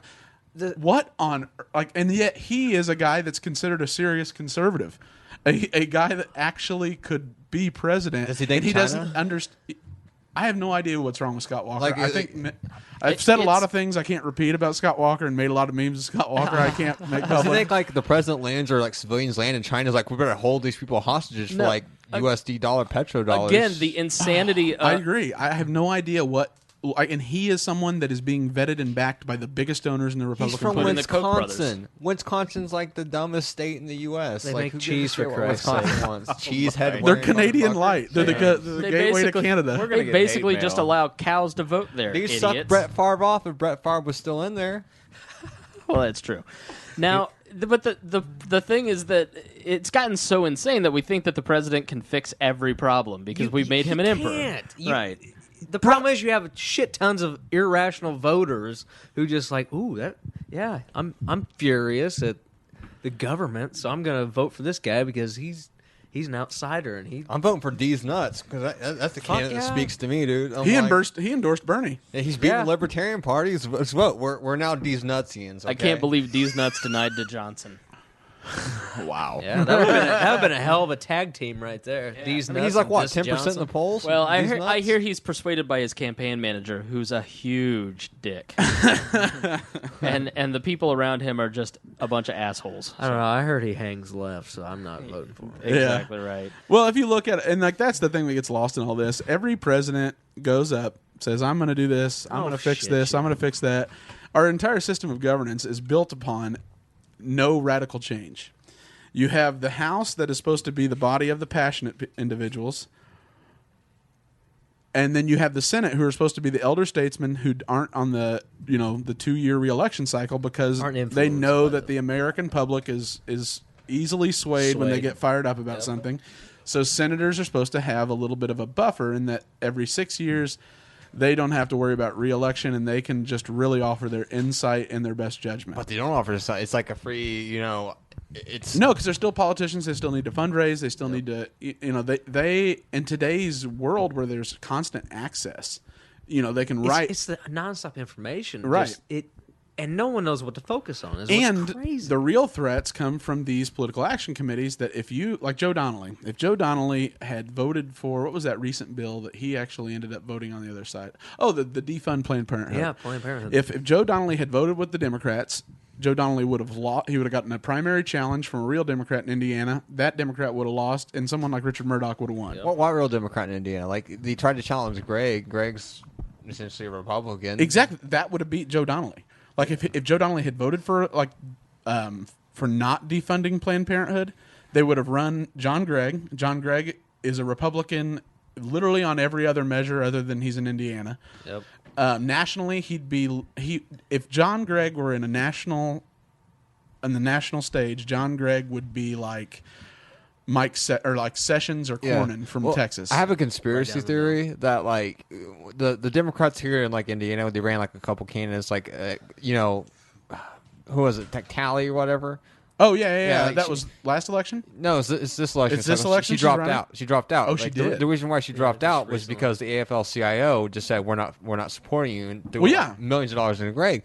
The reason why is because Talley is far more left than Greg is. She's an actual Democrat, and she supports a $15 minimum wage. The union does not like that. That's about it. That does not help the union. If she supports a $15 minimum wage, that will kill that union. Like, why join a union for better wages and better salary when the Democrats are just going to vote it in? Well, yeah. So because she promoted that on her plank and on her wall, the AFL-CIO took all their money away from her, threw it into Greg, which they know Greg's like, an ALEC member that doesn't give a shit about the unions, but they'll support him simply because he won't promote the agenda that everybody needs a wage hike. Wage hikes hurt unions, and that's why they did not support her. He promotes the agenda that gets the most backing for the most beneficial positions financially. All about where the money's at. And that's the way it's always been. But like, you look at this situation with like Bernie and the president, or with Trump. They go out and they make these grand promises. They get everyone fired up. They get everyone incensed and say, "Look at China." It's Obama 2.0. Or look at Bernie Sanders goes and says, "Look at these people are responsible for your plight." Oh yeah. And it's the exact same sentiment that's in the shooting, because it's someone else is responsible for you sucking. Or you not wanting to look and do an honest assessment of who you are and what you're capable of, or why you haven't accomplished what your goals are. And most people haven't even said, are those valid goals? Right. They're not even goals they personally value. They're goals they've said other people value, so I value them as well. We should get annual awards. By the time you hit age 25, I think the U.S. government should determine if you're a shitlord or not. You should get brutalist overlord. Shitlord. What is a shitlord? There are independent groups that determine that, and you will be vetted if you are one. Like the government's like, okay, you have to be tapped. It's like Skull and Bones. There's like a point system. Did you get a degree? Is it in women's studies? 50-point shitlord, you know. It's like, you know, here you go. Here's your shitlord degree. So like you can take it to employers. It's like, well, I might not be the best employee, but my goals and my aspirations and who I am says I'm a shitlord. And I know you only have like 12% shitlord. We have a quota. You need a couple more shitlords on staff, and I think that will make the world. I don't know. Now you're incentivizing people to do worse to get shitlord status.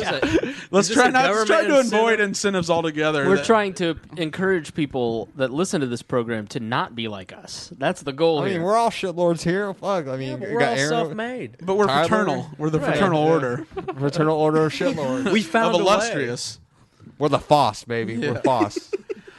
I mean, you know, it's just, I would just call it out. People need to be aware, like, you know, when you're graduating high school, your teachers would be like, okay, Timmy, you're great. You're going to school, but Tammy, you're a fucking shitlord. No. I do not subscribe to that. Because it's the same. That's Tammy. Yeah, you probably love Aunt Donna and wanted you just like her. I bet you're Aunt Donna's sister. You're a shitlord. Your mom's a shitlord. I've been to parent-teacher conferences. Your grandma's a shitlord. And your great-grandpappy from way back was a shitlord. You know what we're sounding like? We're sounding like the principal in Back to the Future. All the McFlys have never amounted to anything in the history of Hill You're Valley. the newest Dingleberry in the shitlord farm. In fact, you're a fucking full-blown shit-a-cane, Randy. Randy. The liquor's taking over now, Randy. I am the fucking liquor. I am the fucking liquor. Is that what you're saying? I am the liquor. He's so drunk, he's become the liquor. The liquor's taking over. The liquor's taking over. Well, I mean, this kind of segues in. I really wanted to talk about the appeal of Bernie, because I am really doing everything I can to be civil and trying to talk people off the ledge that are libertarians. What? No, into the mic. Honestly, I will sentence you to life in a Bucktown gas station. Oh, wow. That would be an upgrade from where I'm at right now. Do you want to go work at Casey's General Store? Is that what you want, son? Just the Polar Pop I will shop. vote for Bernie if he gets rid of my student loan debt, but then I'll vote for somebody else because he already did his usefulness. Did you see the numbers? Oh, fuck 1 in 5 people aren't making a student loan payment that are federally guaranteed. That's the guy. Oh, yeah. I don't That's like the bubble. Loans. Except it can't. It can't be cleared. Bubble. No. It can't be cleared. They're discharged. So there's no way until, and that would be the legislation. If federal government allowed you to personally bankrupt student loans through Chapter 7, you would see all DeVries would be gone, all Strayers, all the 4 programs. all of them would be gone. Any school that wasn't, I mean, essentially, you would only be able to go to college. They'd start using degree, whatever you were going to do, what your degree was going to be into would be the amount you were allowed to get. To be honest, they deserve it. He's just being a shitlord. Ignore him. Yeah, they deserve it. That's probably the best case scenario. The governments, the universities, like the K through 12 programs, like they fed everybody like my age and younger. Like, you know, just take these loans, you'll be okay. Yeah. Like, they artificially increase the amount of the loan every year. And then what happened? We've got people working at fucking Pizza Hut.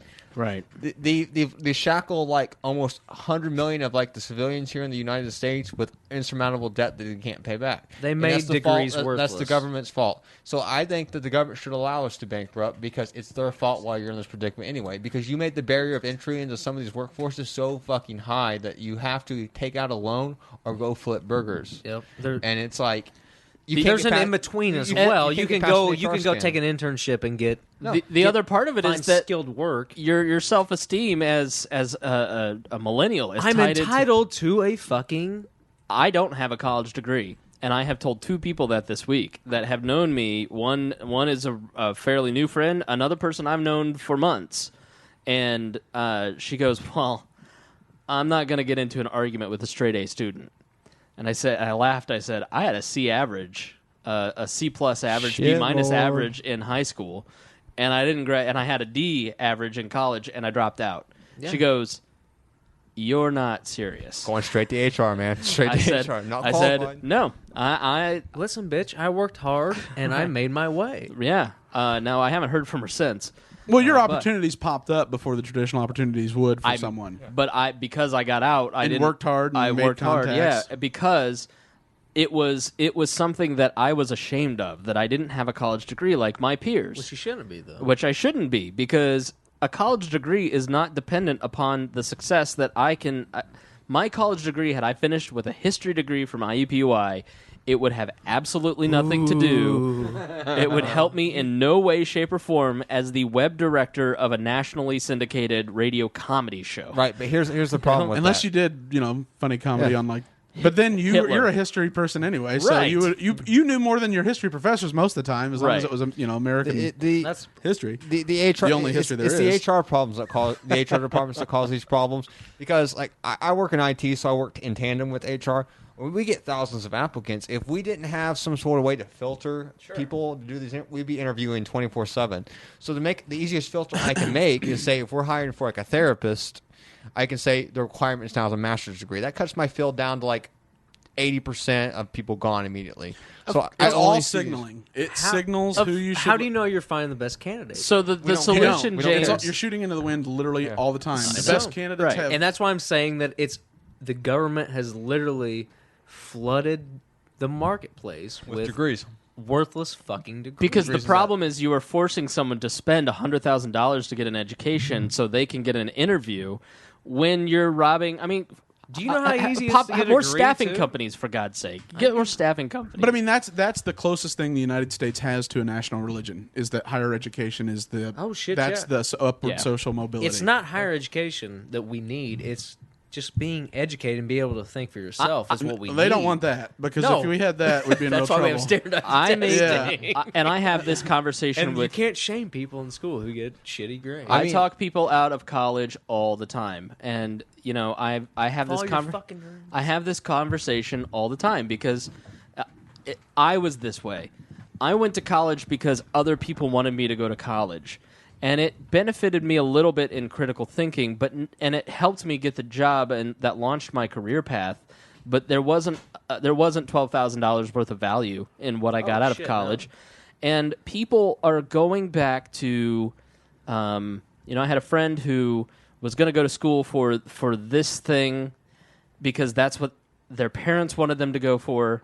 See, that's And they wanted to do something completely different that was their passion. And I said, do your passion because you're going to be way more successful at that because you're going to have to scrape, fight, and love what you do, which is so important good at it. work, as opposed to going and doing this thing that you hate because somebody else was telling you how to live your life. Well, And we let other people live our lives because we're too afraid to say, no, this is what I want to do, and I'm going to say to society and to my family and to my friends, I'm going to do it differently. Watch me succeed. Yeah, because But that's you have to scary. be okay that you're going to fail. That's Right. the thing you have to premise. Well, that you with. have to leave that out there as that's an option. You're not guaranteed success. Because there's a lot of that positive self-help. You're going to that's- make it yeah, because you're fucking awesome. And Right. then what But happens is listen. you're a terrible anchor news person. You get Not even that. fired. You don't even- blame you it don't on even make racism, it- and you go shoot two other anchors. You don't even make it through school, but yet you still get hired on because we sympathy. we often fail Yeah, to diversity. we fail to think about somebody like sympathy.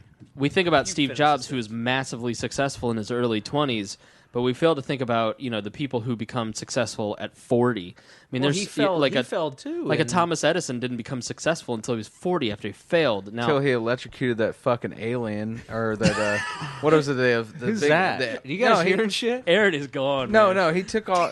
He electrocuted an elephant. It wasn't an alien. Well, that's because I misspoke. his success was basically Sometimes like things come out of my mouth that I'm not trying. Elephants. He did. He electrocuted an elephant. That was at the to prove World's that Fair. Tesla We've was an all- idiot. Nikola Tesla. he was getting his ass stomped by AC Tesla, versus and he's DC. like, Tesla's a fucking bitch. Let me show you why Tesla. And he electrocutes the man. I was like, you see that? I wish he electrocuted an alien it's too. the world's first rat beef. though. I Yeah, mean, it was AC/DC. that would where they got have their been way better. But my point is, somebody like Edison, who became successful after 40, What about failed Colonel over and over. Sanders? Colonel Sanders is a great example. He was somebody 68. Yeah, because he had just stopped selling milkshake machinery for Well, national. I think he food owned distribu- like a truck stop or something too. he owned a gas station Yeah, in whatever southern that Indiana was. or Kentucky or something. It was Kentucky. Ray Kroc. Yeah, Yeah, Ray he was Kroc was balling, older. though. I mean, you're going to fail, and you're going to come to a point in your career. I've at 31 have been there where I get to a point and I go, listen, I'm not happy doing this anymore. I was passionate about it. I'm not passionate about it anymore. I need to find something else to do. $6 an hour. I can't work for Libertarians for $6 an hour anymore. Even though I love this, it's just not my passion anymore. I've got to go reinvent myself and do something different. He got as a libertarian, he got crushed by libertarians because he didn't pay him even minimum wage. That was so ironic, man. It was just like because like he worked there and he's like we spent all like you're be like minimum wage is like a bad law. Then like Chris is like, hey, we don't even pay you minimum wage, dude. And at that point, dude, he had this like some sort of like awakening where he's just like, man, this is kind of a bad policy in my situation. No, it's not bad policy. It woke him up to the real world. Well, I got him. To that, I made him quit because I told him the truth. I came in like some it's like powerful Sanders like stoner Jesus or something, dude. But like, even hey. going on to the next thing, which was libertarian, was different. But it still just was. I just didn't have the passion and the drive to do it. That's what you and should so do. I found something else. Do what makes you happy. Right, and now it's memes. Yeah. Now it's memes. I get to play on the That's Facebook all I do. day. Now memes and black I get paid Instagram. in That's your pretzels. passion. My passion is black Instagram and hitting on waitresses at the Stacked Pickle. I want to vote right now. How many of you think that when Chris quits Bob and Tom, Brett Bittner's going to move into that slot? Oh, wow. Oh, man. He's done that in your last 3 jobs. I man. know. I'm Chloe and serious. Agnos will make a great executive Yeah, director. where's she of at? the Like, Advocates. where's that girl at? That like he tells stories about me, but like I'm not here. And I expect her to be here today. There's a reason we tell stories about you and that she's not here. Yeah, Yeah, she's terrified of you. Chloe, who was on the last podcast, and before the podcast, I shared stories of the night before when I solo podcasted with James, and she is legit like terrified of you. She's like, "Do I have to accept his friend request? Is he going to meme me?" I was like, "Probably." If he doesn't accept, I'll go straight to that fucking office. It's like alpha as shit, bro. That's Brett Bittner, who you have a rap beef with, and who probably won't take the call. Yeah, Whatever. He was. guys He are was civil. Have you at and- Blackacre? He's like, I heard you think I'm a dick. I'm like, I don't care. I'm here. Fucking, I'll take a drink. It's my birthday, bro. I'm like, what are you gonna do, bro? Did you two settle the rap beef? Have you calmed it guys down? were civil. Don't Yeah, there act was like no it rap was. beef. No rap beef. There was It was no a rap libertarian beef. rap beef. A couple of like open-wristed slaps happened. Yeah. and it was No, over. guys. Here's a libertarian rap beef. They awkwardly they looked at each other in the eye for half a millisecond, then pointed back down to their shoes and said, "So how's your day going?" No, you weren't there. I was there. It was Maroods, and then he goes Maroods, and then it was just like, And then it was a road battle. and then they just fucking pounded it. He's out. like, It was over. I'm the most libertarian. Then I whipped out my expired ID. Like, I don't even renew my license, motherfucker. Yeah. God. Oh, I hope the family court never gets a hold of this podcast, James. He's like, I didn't plate my fucking Saddam-mobile. Yeah. He's like, Still got Iraqi no. plates He from forced his 2002. no. We need to cover this. Okay, before we start wrapping up, we need to cover this. He forced his grandmother to drive the Saddam mobile. He went in and he took over. Why not? She's a He went out badass. in James's words. He went in and said, "Grandma, I'm taking your Sebring." Sebring. Sebring. No, Sebring. He Sebring. calls the Sebring. It's a poor Sebring. people car. Let's call it poor No, people they're car. the convertibles. Right. Chrysler Sebring convertible. He said Sebring. Is how he They're- pronounces they're- it. Sebring. They're the 010. Is it at least a LeBarons is what they convertible? are. Sebring? Yeah, usually they are. And Yeah. we go. So are you going to give it back? He's like, no. Grandma can drive the Saddam car. Saddam car didn't have any gas, so I just hijacked that, yo. He liberated it. He Technically, liberated- he he stole- liberated the Sebring. Time out. He stole his elderly grandmother's car. He took his inheritance early. That's all he did. He's the prodigal son. Nothing was. It wasn't being used, so he put it to best use. The automobile doesn't run off diesel. Yeah, sometimes you just got to keep your like street cred fresh, and sometimes you got to jack a Sometimes you car. gotta So you got to steal your grandma's car. bitch, give me that whip. You know what is so funny is that actually is pretty street. Stealing your grandmother's car. She's probably in bed, so she doesn't even know. All she does is go pick up her medicine, right? And then babysit your daughter. When you get back, That James in turn steals when she returns to the house. Hey, yo, grandma dog, did you get Hey. your oxytocin? I took those oxys out your submarine, yo. is she the chick on the billboards? Have you seen the billboards? How much Suboxone is grandma on? You haven't seen like she the got grannies with, fibromyalgia. She's got fibromyalgia, so she I'm needs the missing Suboxone. I haven't. Is that like a public health Well, commercial? I'm from Morgan County, so I Right. see There's that. a lot of You're Lord of Bucktown. Hey, he Let's be just, clear. made, Hey. he just made the move Hold on, to time out. Fishers, though. That's true. He's moving on up. up to the northeast So Aaron and Tyler are from Martinsville, What? known as Bucktown. No, there's a section Listen. of town known as Bucktown. Oh, which Bucktown is the Broad Ripple in the exact polar opposite of Martinsville. okay? Broad Ripple is like It's an enclave. It's Okay. the taint of of Southern Morgan, Indiana. yes Of Morgan County. Well, central Indiana. So, oh no, we're not. You're not central. So he went from White Trash Central up to Fisher's, which is hoity-toity rich lady center. Go into the Target and buy Lara bars. Oh God. They in let their me yoga in. pants before they do Asavaya yoga. Beach Grove kicked me out, and Fisher's let me in. Can you believe that? Beach Grove Walmart. Let's get lunch. I've at Beach been there. I've been there. Can I It's great. define what a Bucktowner is? Yeah, though? please. A Bucktowner is. This is Kathy the world- Sprankles. No, it is when your credit score is lower than your body weight. Is what a Bucktowner is. That is what a Bucktowner is. It is true. It is Southern Indiana at its finest. I'm proud to announce my FICO score is 588. Okay, You're 600 at the minimum. What was the name of that show, the Ridge show that was by the Duck Porter Dog? Ridge. Porter Ridge. The boys of Porter My Ridge brother Road. knows Terry Porter. That was Terry my Porter. mom's high school classmate. He actually goes to Walmart without a shirt on. Yeah. In Spencer. I've been That's to- Spencer. That's not Martinsville. I've No, not that's parts Sweet of- Owen County is what that is. Yeah, that's the meth valley. county. That's All not right. in I've got a Meth question. Valley. Put that on me, Ricky Bobby. Add an extra $5,000 a year, and that is Martinsville. Is a cell Yes. phone plan rare in Martinsville? Like what? cell phone plans? No, Because no, you have to no. have credit to get a cell phone plan, so I James. assume it's all prepaid. James, take your cell phone out and put it on the table, please. What? Yeah, let's see Well, your you table. got cricket? I took a picture of this this is my last work week. phone, Take son. take your cell phone out and put it on the table. It's a flip phone. It's all right. Okay. Hey, phone, don't embarrass me, NSA dog. can't get in those. Mr. IT, I make $9 million a year doing IT. I have a jitterbug. Jitterbug. Listen, that's called Jitterbug. fiscal responsibility. Why would I pay $800 for an iPhone when I'm on a He's got computer all kids day? to He's got to press it 4 times to get to the S when he's texting. You think I won't buy? I'll come with an iPhone tomorrow, dog. I'll gold plate that son of a bitch. I will put PIMP on the back and Listen. be like, "Bam, dude." T9 is thug as fuck. I don't know. It's coming back. James is bringing it back. T9? T9. He's bringing it back. Smart talk, just like our buddy Amir. Oh God. Oh, All right. We got to wrap up. We got to finish up. So everybody gets a little chance to do whatever they want to do here at the end of the show. James, we'll start with you. The floor is yours. All right, man.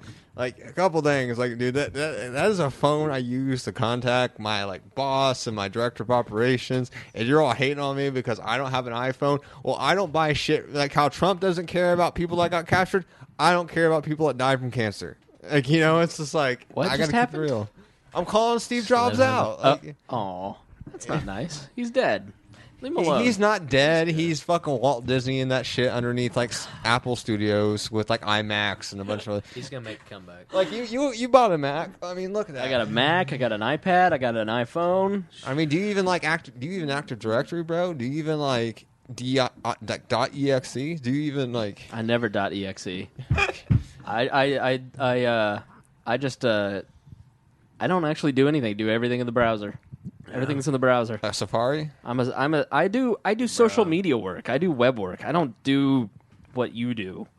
Because I'm the real internet. Like, it's I know. I'm not denying that. I'm totally dependent upon your internet. Yeah, here, Chris's day is probably like he comes into Bob and Tom, right? He sits down at his desk, boots up his Mac, and he's like, "God damn, the internet's not connected. What do I do?" And he rings like whatever. What is your IT guy, Larry? Cookie. Cookie? Okay, guy named Cookie. What's really? That's the nickname. Okay. he's tasty. You call Cookie and be like, "Cookie, man, we got 4 Oreo issues," and he knows what that is because you give him weird ass nicknames like Right. that. So he comes over, he jiggles your TCP/IP settings. He's like, "Well, He does that every day. Yep. James, you're going to get so much pussy off this tech talk. I'm not going to lie. jiggle I'm that fucking getting wet right now. jiggle that TCP/IP, bro, and we get you hooked up back to the network. And then what do? You drag and drop in WordPress. I know you fucking drag and drop in WordPress. That's it. Yep. Drag and fucking drop. Okay? Basic HTML. Like he doesn't even have to do shit. He probably has. You have template. I know you have fucking. Template. He uses Weebly. This dude probably Wix. works maybe Wix. 30 minutes max the other day. It's Easy. probably the rest on Facebook or his phone or like Twitter. The or- majority of my day is spent trying to figure out how I can take a dick joke and make it work on the internet and get a lot of shares. showing people And get Hitler- anyone under 40 to like really get engaged. Right. showing people Hitler memes, dog. Whatever his fucking day That's is. personal. I've never done that to the business page. I mean, my role's important, and like Windows is an important system. Into the mic. Because without Windows, where would you be in 1998? Oh, I would have been anywhere. I didn't get on the Mac train until a couple years ago, Bro, when I got money. I was on. You never had Windows 98? Hey, No, You know how fucking gangster I felt with Windows 98? I had ME. I rolled into fucking school, dude. I'm like, guess what, bro? Second edition. They're like, whoa, sick, bro. Diablo 2? I'm like, god damn, bro. Diablo 2? I was just Damn thinking straight. about this. there was a I DOS from a notorious hacker that did like an IMA, and he was talking about Windows 10. I don't know if you're going to know more about this than I do, but essentially Windows 10 creates a enormous botnet for the NSA and for the federal and for it Microsoft. uploads everything that you. Yeah, it's everything's searchable. It records everything. Yeah. Well, because Cortana's a bitch. And it's like, she tells them everything. You try to type something, here's Cortana. snitch. Did you mean Jews did 9/11? I'm like, yeah, I don't know. I don't know, Cortana. Like, I just was wondering if you'd read any more about that, or if you. A lot of companies, because they're doing SaaS, because I spend a lot of my time, especially on LinkedIn, like when I talk to other IT professionals. Explain SaaS for the non-nerds. Software as a service. Okay. A lot of companies like to do SaaS because it saves them upfront costs because you don't have to have hardware hosting. Explain that in English for people, Greg. So if you, with SaaS, software as a service, it's paying a monthly subscription rather than buying a $15 million software box up front or package. Like a Dropbox. Yep, and it's great for them because then they have subscription revenue. It's great for you because you don't have to have all the upfront costs to start a business. Think of it buying OneNote versus using Evernote. Well, here's the issue with it. Is when I host stuff on the server, I have complete control over my data. Exactly. Anything that comes in and out of that like T1 fiber optic connection is my data, my database, my applications, my users. All that stuff is there. And if the FBI came to my facility or like take my fucking server for whatever reason, I can pull those RAID disks out, toss them in a microwave, and destroy all my data, and they will have nothing. With an issue except corruption charges and obstructing justice, life sentence. It's just the principle of the matter. Yeah, like, I agree. Am I being detained? Yeah, I have the ability destruction to. of evidence the federal government frowns upon. But I have that option. Yeah. I have a nuke option essentially. You do. You're not getting my like hacking data. You're not getting my financial data. I will destroy it. When it's software as a service, it's either hosted through like AWS, Microsoft Azure, any other cloud service provider. The thing is, for that is like say the government wants to do like a sweeping warrant, and I want to warrant AWS server, Amazon server, like the N2 whatever server in Arizona. The government can do a warrant. One warrant is enough to access that entire facility's data. So even if your company is innocuous and innocent, like you say you're selling like kitten supplies, and they're doing a warrant on a guy that was doing child porn or something. Jared Fogle. Yeah, so they're busting Jared Fogle because they have a warrant and they do it on the specific data farm. They have access to your files too because the warrant covers top-down infrastructure. So now they're able to access and spy on you because it's legal. The judge signed off on it. You can contest it, but because it's a whole data center, they're able to view all the information. And you'll probably never even know. Yeah, you'll never know. You have no idea. You're probably being spied on if you use like GoDaddy or something like that. You're probably spied on daily because of inactive and active warrants. Right. And I tell people like people like praise the cloud for that. I'm like, you're the most insecure you've ever been on the cloud. So Cortana in Windows 10 works off an Azure base. That's why they made it free because they're trying to get the software to be like application packages you download off like their specific basically websites. Chrome OS for Microsoft. Yeah. So what's allowing this to happen is since AT&T and Microsoft usually have active warrants and contracts with federal agencies, when you do it like that, because they only have to put a warrant or some sort of search like algorithm on Microsoft itself, it pulls all the data from all these companies that are going through Azure. So I always tell people, if you want your data secure, you're pretty much have to post it on premise. Once you throw it on the cloud, anybody can access. Hackers, governments, Russia, China, anybody can break into that. And it's that third-party justification the Supreme Court decided. Once you are willing to give over XYZ, your personal information, to a third party, then it's no longer a violation of the Fourth Amendment. As soon as you upload that shit to like OneDrive or Azure, you're fucked. Keep your dank memes on your hard drive you need and your external. your own servers. I mean, you guys fucked. You're posting all that stuff that Bruce. You're getting watched. I keep my rare Pepes locked up. Yep. on a flash drive, man, named like "Do Not Read." Oh no, he still uses floppy. That's how OG he is. It just says please no share. But it's share. It's an issue. The 10 issue is because Cortana basically it reads your algorithms. It wants to know what you're thinking, and it wants to know what you're doing. And the only way you can do that is by contacting Microsoft Azure server, which has active warrants by the FBI, the NSA, the CIA. They're in bed with the NSA. That's the thing is that you've essentially created. I mean, that's why I was curious. Is the whole trend is everybody just on one little device, and then all your data's in the cloud. And that's good for convenience. It's terrible for personal data and privacy. Yeah, people don't realize that also if you get pulled over and you've got a thumb scanner, they can put your fucking thumb to your phone, and it's completely legal. Into the mic.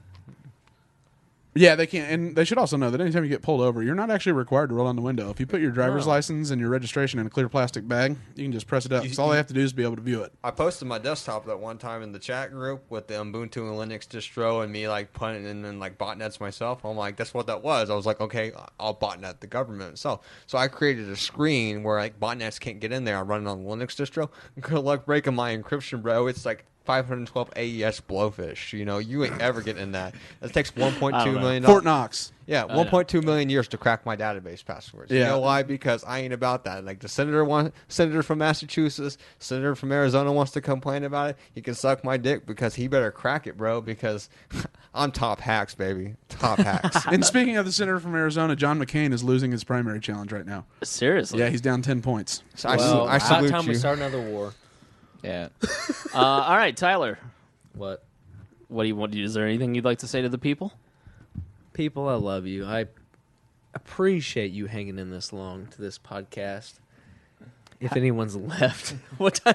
How deep are we right now? Oh, we're like almost. We're a minute 40 or an hour. A minute 40? Hour 40. Oh, we're short. This is fine. Oh, we've done the 3 hour. We've done 3-4 hours. Damn. Now, how drunk are you? Couple beers deep. All right, you're not too. No, drunk. I'm not. No, that's why I'm not been chimed in too much because I'm not hammered. Like I get more opinionated. Okay, all right, I'm hammered. All right, people. All right, that's why I've been talking. Yeah. Aaron, how drunk are you? I'm not drunk at all. Not at all. That's too bad. I wish I was. I think the moral of the story earlier from the shooting that Greg was trying to get across is that guns don't kill people.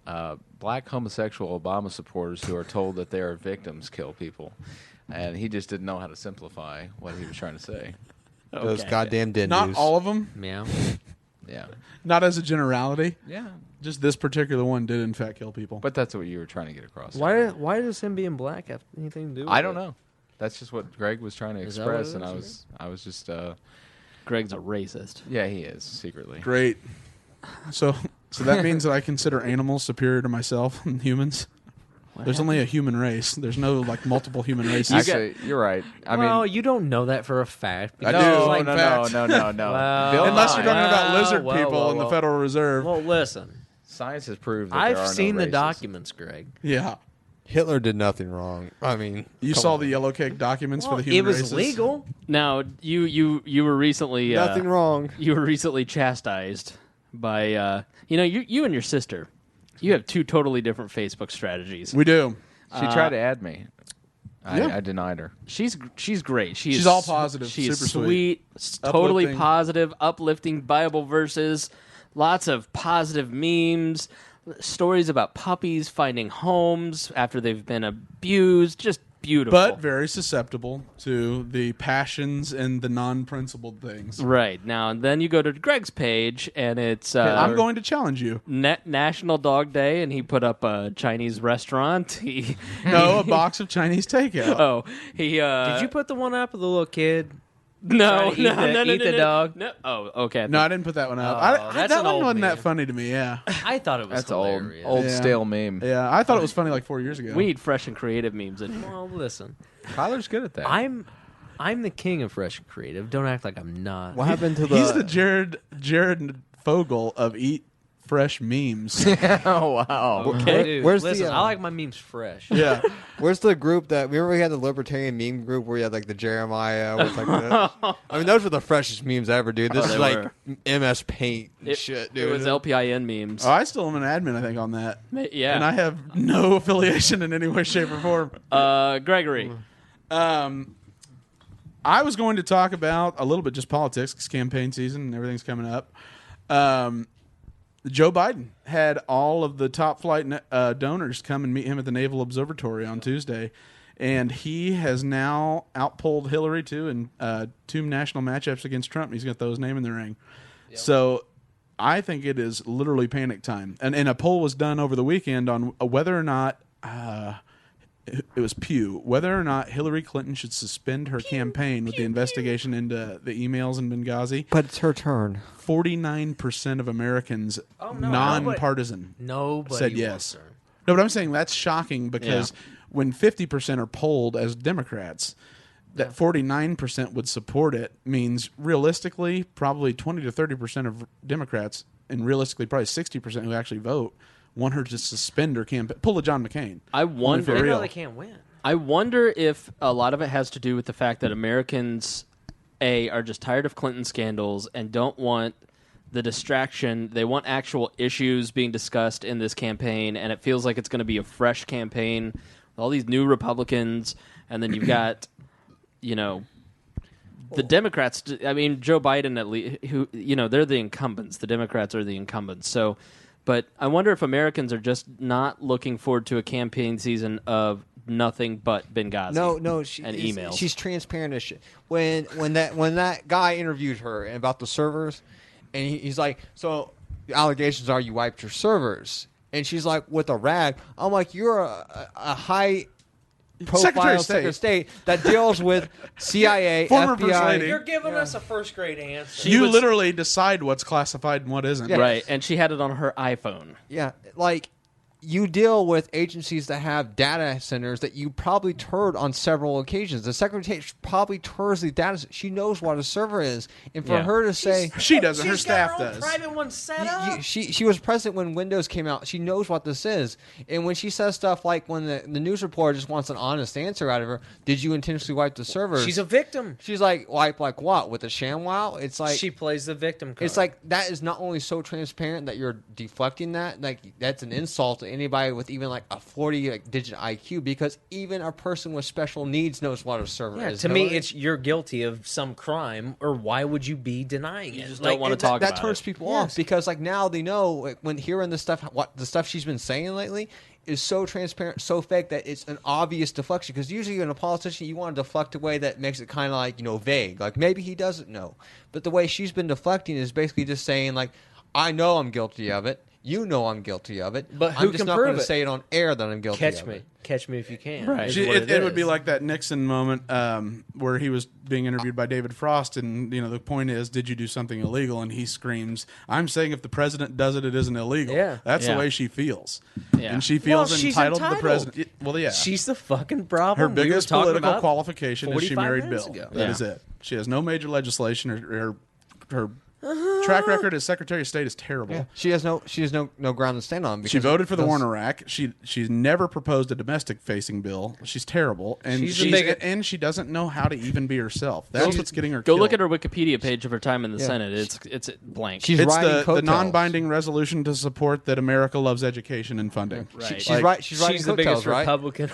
So Yeah. she's riding Bill's coattails and trying to get the qualification because she's. She always has. I mean, the only time she ever spearheaded a piece of legislation, it was in Bill's administration when they'd just been elected. She was in charge of trying to push through healthcare reform against Newt, and she bungled it completely and looked like an idiot, and then had to do a long period of time where she was out of the public eye before she was brought back. What about Chelsea Clinton's, real dad? Bill's not her real dad. That's a hell of an allegation. Oh shit! I mean, I've seen the documents. I don't think anybody's going to take this program seriously. Let's face it. Why not? She's with Bill because Bill is grade A electable. journal. Bill's electable. Bill's got that sort of. Well, he's He's a got Southern the Democrat. swag. He's a Southern Democrat, and he's charismatic, smart. Like, she's been with him through multiple Law affairs, school. multiple issues. Because she with knows that. she can't do shit without him. As a strong woman that she says she is, she would have divorced his ass like 20, 30 years ago. No, it's a political couple. But, it's like, they're probably not fucking anymore, you know what I mean? I mean, that's why Chelsea's not... Who gives a fuck if they're fucking or not? She's a terrible leader. Yeah. I don't give a shit what they do in their personal relationships. If you ain't fucking, you ain't worth shit, dude. It's like... that's Maybe what I'm she's saying. banging Newt. I don't fucking know. No, nobody's banging Newt. No. Why not? She's banging Well, that Did you banker. see that robot that he's with? I don't know. Well, Maybe that's he's the got a surgeon giant that he cock, left bro. his I don't cancerous know. wife with. That was her oncologist on her deathbed while he was talking about how family is that what values. happened? Yeah. How many listeners we got on this podcast? About 4,000. All right, 4,000 people. Go to Chelsea Clinton's page. Ask her who her real dad is. Like, let's do this. Everybody, go ask her who her real dad is. Let's Say it's 4chan Bill. this. Make her do a paternity raid. test because I guarantee it's not Bill. 4chan raid. All right, Greg, anything else? There was what was the last thing? Black Lives Matter. No, it wasn't that. Oh, Mittens looks so disappointed in us. Yeah. Mitten looks so disappointed. oh, in it us. was Jeb. I heard, actually for the first time ever. Like this is the first. You see things once, and then hope you can tell whether or not you're going to see him again. But it's that Jeb's considering withdrawing. I Really? read that tonight. Yeah. That field is like dropping like flies. Man. Well, Ted Cruz is the one that's like standing out, like staying around, and I don't know why, honestly, because he's never on the news. He has no original positions. His biggest thing he's put his neck out there for was that he backs Trump. Like he was the first one to back the Donald and say he's not an idiot. I bet you it's Glenn Beck money. What about It probably is. I bet Is iCarly staying in? Carly's starting to actually have some issues. What about Kucinich or whatever? No, John Kasich is the one that's going to get all Jeb's money. How amazing is it that by right. Donald Trump being in the race for a period of 4 to 6 months, he will completely... He's wrecked the Republican Party. He's a vampire. He has this was going to be their time. Well, but he doesn't need any of their money, so he hasn't done that. He doesn't need any of their airtime or their blessing because he's attacked probably the most popular, irresponsibly so, anchor on Fox News. Yeah. Right. Where they fucked up is they gave him airtime, and they made him into because at the end of the news day, story they want dollars and they want eyeballs. Sells advertising dollars, and that. Listen, if a Democrat wins, their fucking ratings go through the roof. Right. And because Glenn Beck went off the deep end when the president got elected. Exactly. And he started doing hour-long specials on socialism right? and the Who doesn't? implementation of it. Who doesn't? Well, a lot. I mean, They make a shit ton of money. Don't act like they don't. well, I mean, now that market's changed because you can't be as crazy as you used to be clearly in radio, or else you like Rush Limbaugh. He's Well, losing yeah, markets and Limbaugh's affiliates. done. But I mean, so are other But he like made Hannity. $400 million. That contract ends in 2 years. Yeah, I he know, ain't gonna but- get that much again. No, but he still. I mean, How much he's do rich you as fucking need? No, but I'm saying that all it's a sign of is that demand for that message is dwindling. What I'm saying is, though, they don't give a shit who actually wins. I'm Chris At the end of the Cantwell, day, give as me long your as they're money. making money. I think that They would do. love to push. They would love to push their agenda, but if there's someone like Trump who is just Trump's the biggest selling blessing out- to the political news season there's ever. I mean, because if it's Shit, not yeah, it Trump, is. then right now you're looking at Jeb Bush, you're looking at Chris Christie. and what were we talking about? Yeah, you're absolutely nothing. Okay, we got some old white guys, right, doing and so nothing. that it's a deal with the devil. They are loving it because now all of a sudden Trump gets 24 million viewers on a political debate where it's not even a debate; it's a one-on-one round robin. It's him. Come over here and pet my hair. I mean, like, what the fuck? He's selling out 30,000 seat stadiums to pet his hair. But you know what? When you go to bet, like, what the fuck? And that's politics. You're gonna elect this guy because he's got fucking real hair. But they made their bet. Their bet is that we need eyeballs. We're gonna. I know. Really, I'm not. They played the game, and now they hate it when the guy that is the game is the candidate. Yeah. That's when scary. you elect crazy, Well, when you need to do bigger and bigger things and more sensationalism to get eyeballs, it's your own and then goddamn fault. It makes you nervous that the master of that is the candidate of the Republican Pretty Party. much what it was. It was like, okay, I'm gonna let this guy into the group because you know what? He's hilarious, and then all of a sudden he just takes the fuck over, and it's not funny anymore.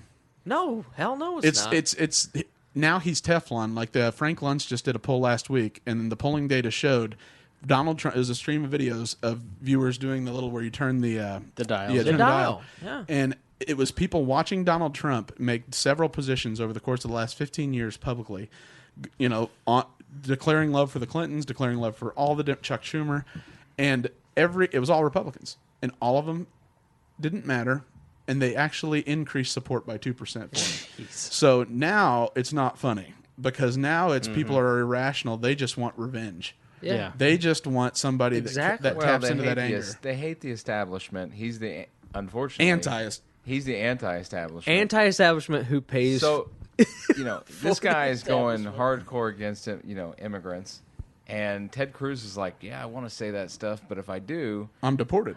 I'm gonna win the. No, He's such a parallel, dude. Like I could go just hard Yeah. as Trump, and I can go against all these immigrants just like he is. Let's build a fence, all this stuff. I'm gonna win the GOP primary, but I'm gonna lose the general election. It's the benefit of being rich, dude, because So- these other people, they say that they might not get elected because Democrats in their home state be like, Ted Cruz, you racist fuck, and you're out. Yeah. But Donald Trump is like, I can lose this son of a bitch, I'm still making $1 million.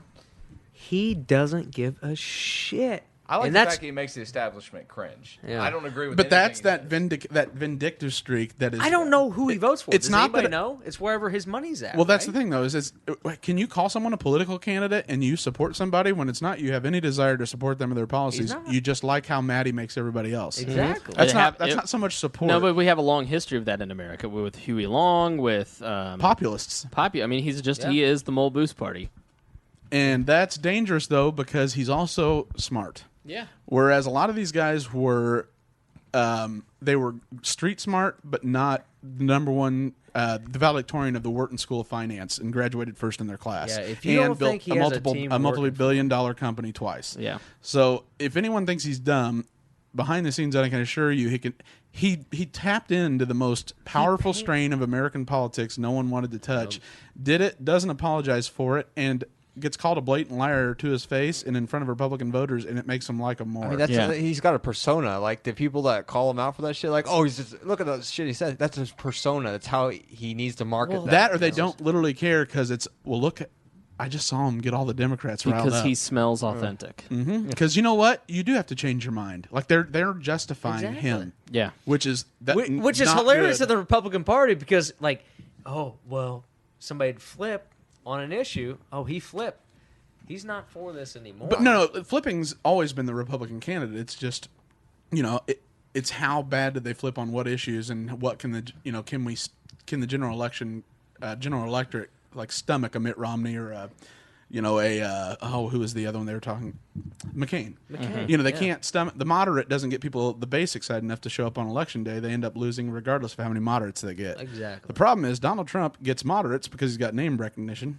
He gets Democrats because he's populist, and he gets Republicans fired up because he's pissing off the Democrats. right. He also gets Democratic business people too. That is a ton of his support. He takes the Democrat position of protect America, the protectionism, which is what Bob Dole had, but he couldn't sell it. Donald can sell it. Fuck yeah. Do you think he'll get like Ron Paul, like like in the Maine and Connecticut and the states where like you won the districts, but we're going to say you didn't? I'm going to be interested to see how the Republican Party handles this because there isn't a clear rival. The first person that is a credible, clear rival in the press, and they're going to support him. That's going to be it, and he'll be the counter hero or the savior. The only one taking shots is Rand Paul, and he has written time and time again. I don't know if you read his Breitbart op-ed yesterday.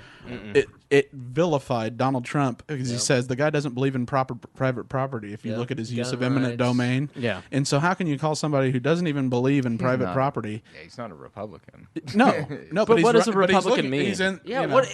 What does a Republican define mean? it? Nobody fucking and knows. that's why he attacked him for conservative.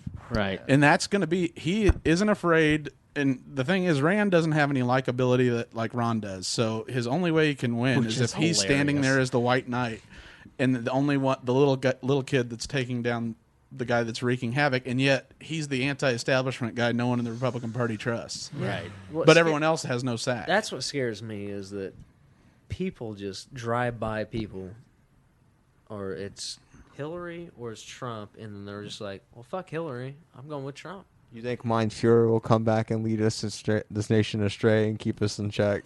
I don't think anyone's going to lead us, honestly. Nobody can lead us. I would vote for nobody. If we could just take 4 years off and just just take a timeout. But the only interesting debate in the United States to actually watch would be a policy discussion between Rand Paul and Bernie Sanders. Yeah. That would, if you actually care about policy and like plans forward and the great debate of, do we need to be in control of it because there are too many corporate interests that hold the power? No, it's just... Or do we need to decentralize the power to the reduction of government? The right people aren't in control of it, Greg. Well, I know. That's what I'm saying, though. Is Greg. That's a valid opinion you can have, assuming there are these mystical creatures that know how to do government well. Assuming that the government is great. But the government's just people. And so until you find competent... they're the best people. Idealistic people that can do it. They care about us.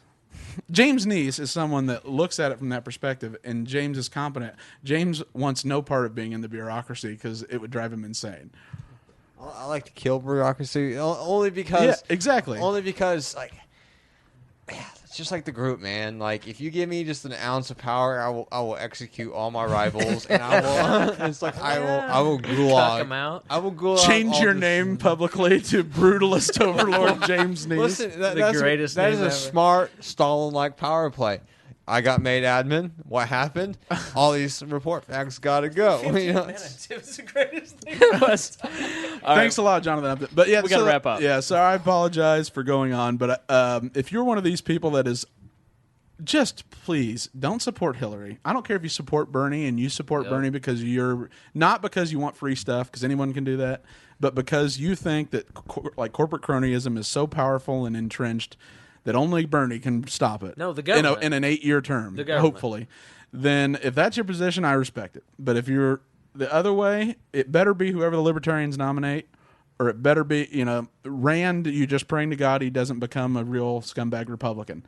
Yeah. And neocon light. yeah, those are the only two real distinct choices in this entire debate. There's a troll. There's Bill Clinton's wife. I love it. And then there's Bernie Sanders, who is a true believer, but he's just got a crazy idealistic belief. And then there's Rand Paul, who you pray to God's like his dad and not going to be Jeb. Yeah. And those are the only choices out there. Yep. All right, kids. Thank you for joining us here on We Are Libertarians. For my piece, I just want to say thank you for listening to We Are Libertarians. Share this if you can, maybe with your grandmother, with your church group. That'd be great. Steal grandma's Check out Chelsea Clinton's dad, real dad.